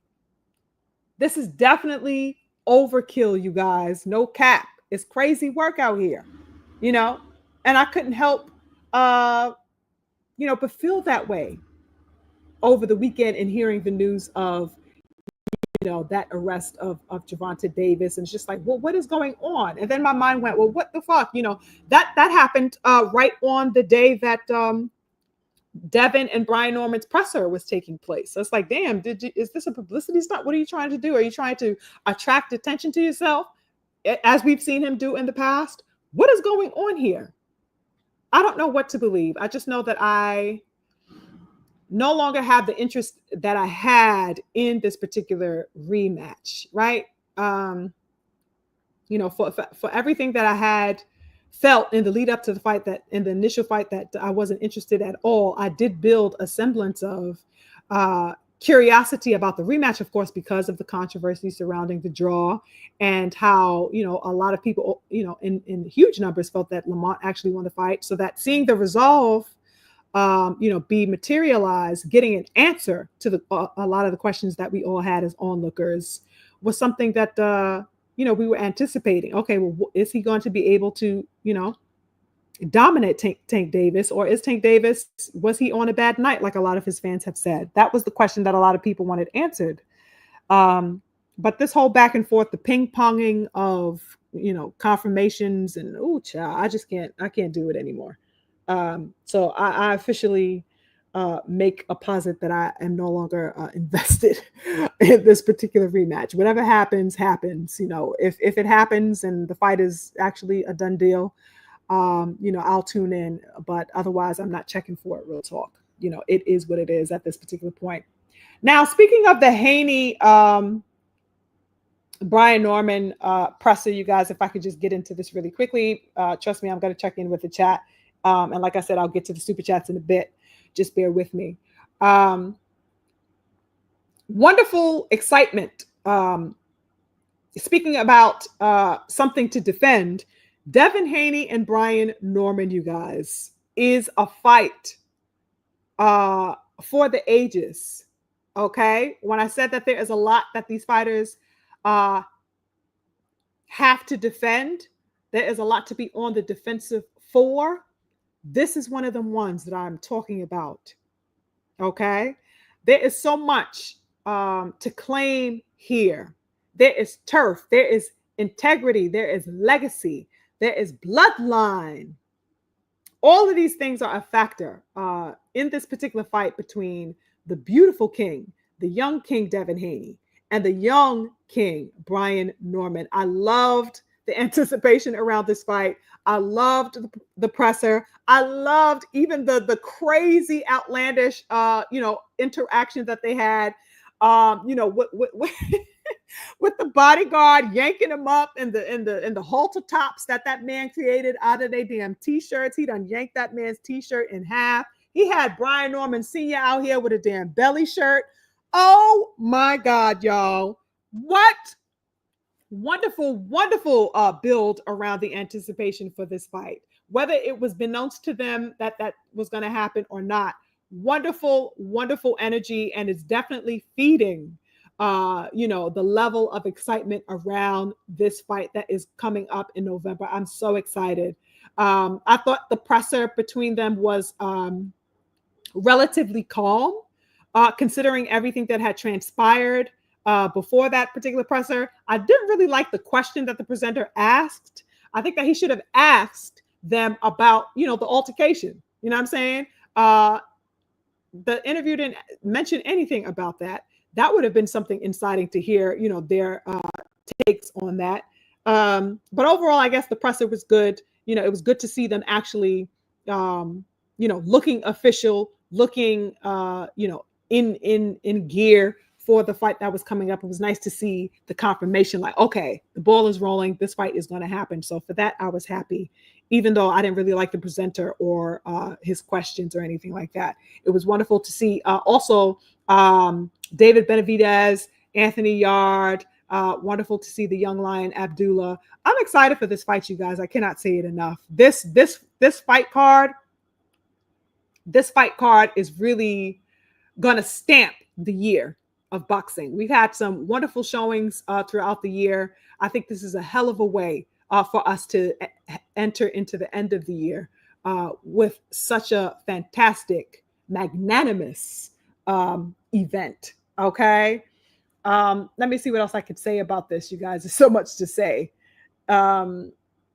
These two beautiful brothers, I'm very proud of them.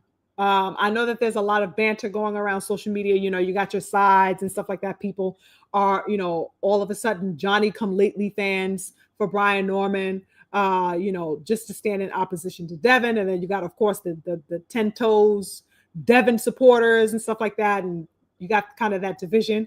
But real talk, even though I'm rocking with DHP all day, every day, you know, I'm still very much in my lust, if I could be honest, at the fact that these two beautiful brothers, um, these two radiant brothers, are leading the charge in boxing.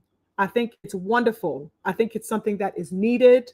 And I think that this is allowing for, you know, legacy to be put back in the forefront of boxing dialogue and anticipation, because I think that that has escaped us for some time in seeing the antics of people like Tank Davis, in seeing the stalemate that Shakur Stevenson's career has been in for quite some time.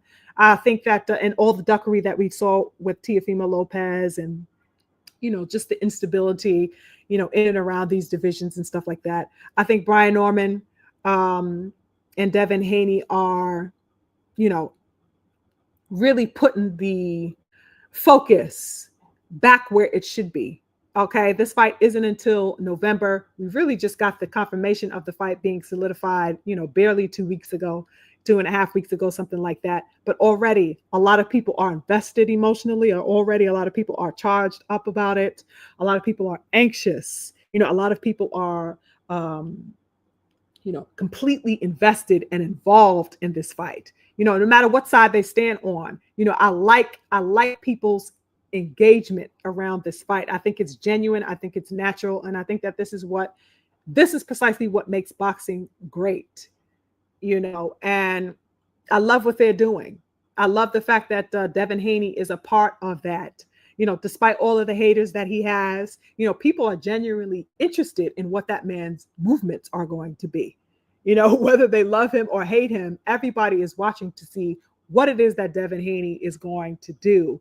And I think that despite, you know, the crazy attempts that all of the agendas set against him for all of these years have set out to do, I think the young King Devin, you know, just shows that he is levels above, and that he really stands to, you know, turn the boxing world on its head for the better. You know, I think that's a testament to his power, his star power, his value as a fighter. You know, and the fact that he stands to, you know, really take the torch, you know, that was laid by people like Mayweather, you know, by people like Roy Jones, by people like all the, you know, Zab and all the other beautiful kings that we could name, that were his predecessors. Devin Haney is definitely leading the charge. You know what I mean? I love what the young man is doing, and I love that Brian Norman, you know, representing, you know, 10 toes, you know, beautiful young fighter, a lot to gain off of this. It's just a lot to gain. A lot is at stake, and I'm glad, you know, that our people are upholding that level of prominence in this sport. It's always been us, and it's wonderful to see that exemplified. I know that a lot of the perspective is also that, oh, two black fighters can't sell. Really? Well, why the fuck is this all people can talk about? Devin Haney and Brian Norman. These are two brothers. And this is the very thing that they tell you doesn't sell. This is the very thing that they tell you people aren't interested in. Yet this is on the palate of everybody in the boxing world, whether they are a fan or not. It's always been about us. It's always been our prominence. It's a beautiful thing. It's nothing to be ashamed of. You know, this is boxing. You know, we should be awaiting and looking towards these types of beautiful fights. The best fighting the best, right? And I love that, like I said, this is put at the forefront of our consciousness as a boxing community, and definitely at the forefront of our dialogue. I'm definitely proud of these young brothers. You know, I cannot say enough about them. What do you guys think? And what did you think about the, you know, press conference? What did you think about the altercation? What do they call it? I am Cornholio. Oh my God.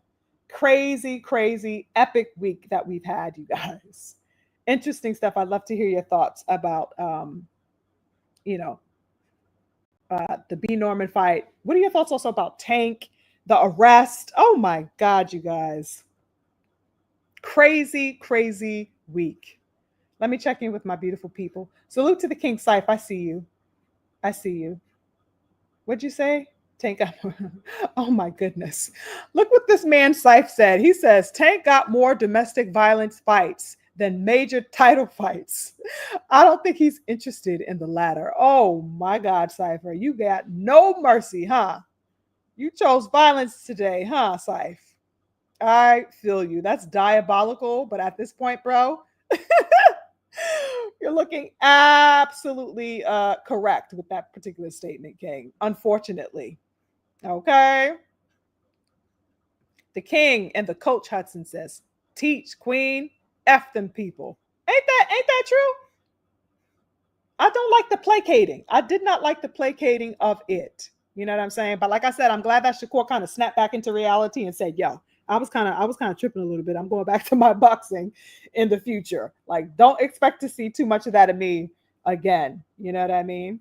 My twin says, I think a lot of this was influenced by Turkey. Shakur wants to be a main event. Okay. He felt that he had to impress Turkey for that. Yeah, all of that was a part of the mindset, twin. All of that was a part of the mindset. It was something that I was dreading, but it was something that was kind of inevitable, real talk, because I saw it in his demeanor. He was uncomfortable. I was uncomfortable, watching him being questioned in the build up to the fight. Oh, are you going to be Tom and Jerry? What do you think about the Tom and Jerry? So are you going to run? Did you see the meme of the Tom and Jerry? I just felt so uncomfortable watching that. I was like, oh my God, what are they doing? This is fucking, it's humiliating. They were publicly humiliating this man, Shakur Stevenson. And it's like, for what?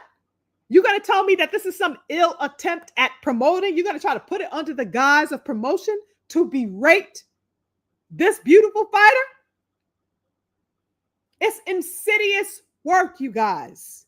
You cannot tell me that this is promotion. Oh, it's just for the promotion. No, it's going to get people engaged. What the fuck?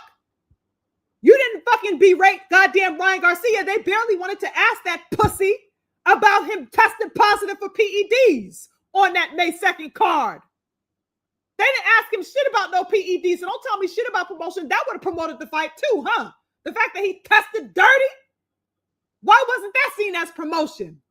But you're going to castigate Shakur Stevenson for being an elite fighter, an elite boxer? Child.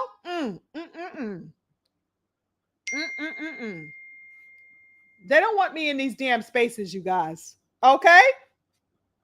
They don't want me in these damn spaces because I'm gonna tear the whole shit down. You can't have me in spaces like that. How dare you? How absolutely dare those people? I know y'all saw it all in the buildup of the fights and, the Ring Magazine interviews that he was doing and the goddamn whatever that man's name is that he can't stand, asking him these dumbass questions. Oh, so what do you think about Tom Jerry? So do you think that you are just going to, are you going to go in there? Are you going to try to, fight? What? Oh, my God, y'all. It was disgusting to watch, Twin. And he definitely, he definitely folded under the pressure. He came out victorious. You know what I'm saying? He bit down. Like I said, he did exactly what he had to do in getting the victory. But he was, they got to him mentally.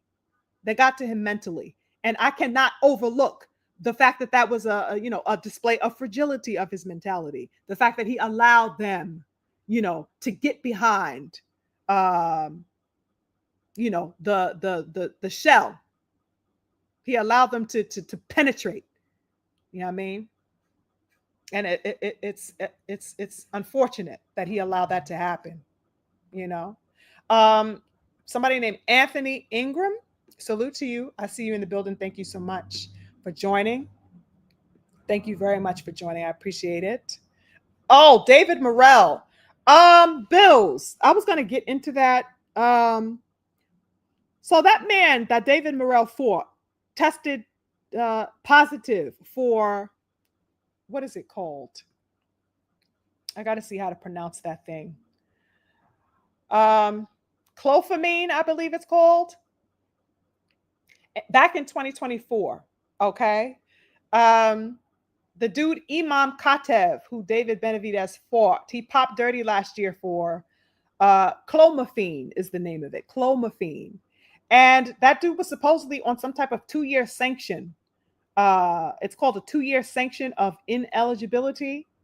But the fact of the matter is that he fought 4 times since testing positive for that banned substance, which is crazy work. What the hell is going on? You know what I'm saying?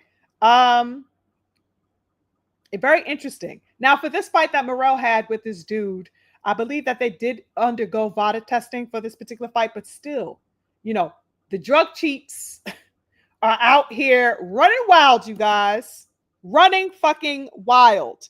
And Morrell got put down in that fight. And I couldn't help but keep in mind that this motherfucker is a drug cheat. A drug cheat. So that anything is liable to happen. What is going on? I don't know. I don't know. You know what I'm saying? I know a lot of people are like, oh, well, you know, Morrell, you know, lost that fight. I'm just like, go ahead, Morrell, get that W. I'm glad they gave him the goddamn W. That dude is a whole cheater. What the hell? And guess what, y'all? You know, they are running wild. Drug cheats are just running the mill on Turkey's cards, aren't they? Aren't they, you guys? You know, while we get all of these Tom and Jerry memes, we get all of these types of crazy talking points being broadcasted and utilized as whips to lash clean, elite black fighters. How about Turkey whip up some of that heat for the drug cheats that he's welcoming in so lovingly, so openly on his cards? Where are their goddamn memes at? Miss me with the nonsense, y'all. Okay? Crazy, crazy work. Yes, Matias looked really, really great as well. That was a good fight with Puello. Very competitive fight. The pressure from Matias was, oh my goodness, he was laying it on thick. But Puello is a good fighter too, even though his ass is low key, a high key, I should say, a drug cheat too. You know what I mean? But Matias definitely got that victory. He looked good in that fight to me. I definitely enjoyed that fight as well. And Berlanga, I really don't feel the need to talk about him because first of all, y'all know I can't stand that damn man. He annoys the hell out of me. You know, but he kissed the goddamn canvas. Hamza Shiraz put him on his ass. That man, instead of leaning back like the Fat Joe, you know what I'm saying? That man leaned across that damn canvas like like somebody was folding some damn laundry. Okay, he got put down in round 5, I believe that was. So very, very interesting fight. Hamza went in there and he got his dub and did what he had to do. Interesting fight. But I kind of felt like that was going to happen. I knew that he was going to beat Berlanga because Berlanga wasn't really, you know, anybody to huff and puff over to begin with. You know what I mean? So all the bravado that he had, that's the reason why the shit was annoying me because I'm like, son, what the fuck did you ever do to be stepping over here like you the fucking king of fucking England? You know what I mean? I knew he would have a difficulty with Hamza. Hamza, he's just a more skillful and better fighter. So that the outcome did not surprise me at all. Salute to the richest one in the building. I see you, King. Thank you for joining if you're still in the building. Yes, Big Dog Willie. They hated on Shakur. I scrolled up a little bit, you guys, so because I wanted to see what y'all were saying. So if you see some earlier statements that you made, it's because I went up to see what y'all was talking about. The King Bills came back. He says, Roach just dropped an episode. So the fight must be on unless Tank gon' duck and they give Lamont a late replacement. Wow. Interesting stuff. Interesting stuff. Oh my goodness, my beautiful sister Bella Faith. Hey, beautiful sis. Thank you for joining. She says, great performance from Shakur. Make them miss, make them pay. Facts. He definitely pulled out all the stops to get that victory. And I'm happy for him. You know, hopefully something within him was satiated. You know what I'm saying? Like I said, he never had to prove to me that he had dog. I know that he had dog. You know, I don't think that is going to, dispel the narratives that are said about him, because they just hate our people. They hate our athleticism. They hate our gifts. They hate our supremacy, and our prowess. Because it's like, okay, let's say if they do stop saying that about Shakur Stevenson, are they gonna refrain from saying it about Abdullah Mason? If he shows expertise in the footwork department, in the IQ department, in the hit and not get hit department, no, it's not going to stop them from saying that about the next black man. So let's say even if it's quieted around Shakur Stevenson, the problem is that the narrative still persists about black fighters, particularly. That's my problem. Very interesting stuff, y'all. You know what I mean? Yes, King Steven. He says, you can tell dude is juiced up, right? I'm like, that's all I could think about when I was looking at that fight with Morrell. I'm like, I don't like this. I don't like this at all. The King Jada man says, I can tell Morrell fought. I can tell Morrell fought like he knew and was kind of reserved. I would not be surprised if that was in the back of his mind. It's hard not to. He was made aware of the facts. That would have been in my goddamn mind. You know what I'm saying? Oh, man. Turkey loves him some drug cheats on his cards, boy. I ain't see a meme yet about no PED user out here. Not one. I'm wondering how he's going to proceed moving forward whenever he has black fighters on his cards. Is it going to be a repeated instance of berating them for the sake and under the guise of promotion? Is that going to be his new thing? Is that going to be the cute thing to do? Get the elite prominent black fighter on your card and berate the fuck out of them and call it promotion? Is that the style? We will see moving forward, definitely. We will definitely see. I think that's it for me. I don't want to hold you guys too much longer. I think I pretty much said the gist and the basis of the thoughts that I had up, during the week. I definitely appreciate you guys for joining. Hold on, let me get to any super chats that came through today. I definitely appreciate the support from the family. Once again, salute to the King Nata, who I got earlier. I appreciate you for the constant love and support that you showed to the channel. Definitely thank you again to the King Pizzo in the building, always 10 toes with the love. I appreciate you. Salute and much respect to Glenn Mickens, heavy in the super chat today with the support. I appreciate that. Thank you. And also for doubling up in the super chat. Hold up. That's not it. He tripled up, you guys, in the super chat today. Thank you very much for the support. I appreciate it. And salute and big love to Curtis Robinson. He says, can you wrench me up, please? Excuse me. That's not something you ask for, King. That's something that's bestowed upon you. Okay. You do not ask for a wrench. That's something that I give. Okay. So you hold tight and you see what happens. Salute to the good people in the building. I appreciate your support. Shout out to my real ones. Shout out to my lovely twin Daryl. Shout out to the richest one. Shout out to Snoopy Mac. Shout out to Cameron Fields. Shout out to the beautiful King BFTB who stopped through earlier. Okay. Shout out to Devontae F, Big Dog Willie, Bills 92 Stone, Jay the Man, the great Mike, always 10 toes with the love. My beautiful sister Chiquita Fields, the King and the Coach Hudson, the King Stephen X, all of my real ones in the building. All the people that I didn't get to name, of course, there were a lot of you who came through today. I appreciate the support. I appreciate your presence. I think that's it for me. I'm wishing you all a beautiful week. I hope you guys enjoyed today's boxing talk. Keep in touch with me, of course, in the community page. You guys know I like to talk to you there. And definitely keep an eye out for anything that I might drop throughout the week. If I get a chance to get to that, you know that I will. Have a beautiful, prosperous, powerful week ahead, you guys. Okay, salute to all my beautiful brothers and sisters in the building. Know that you are beautiful. Know that you are loved. Know that, the ancestors are with you. And you got that power within you to change and direct and move anything.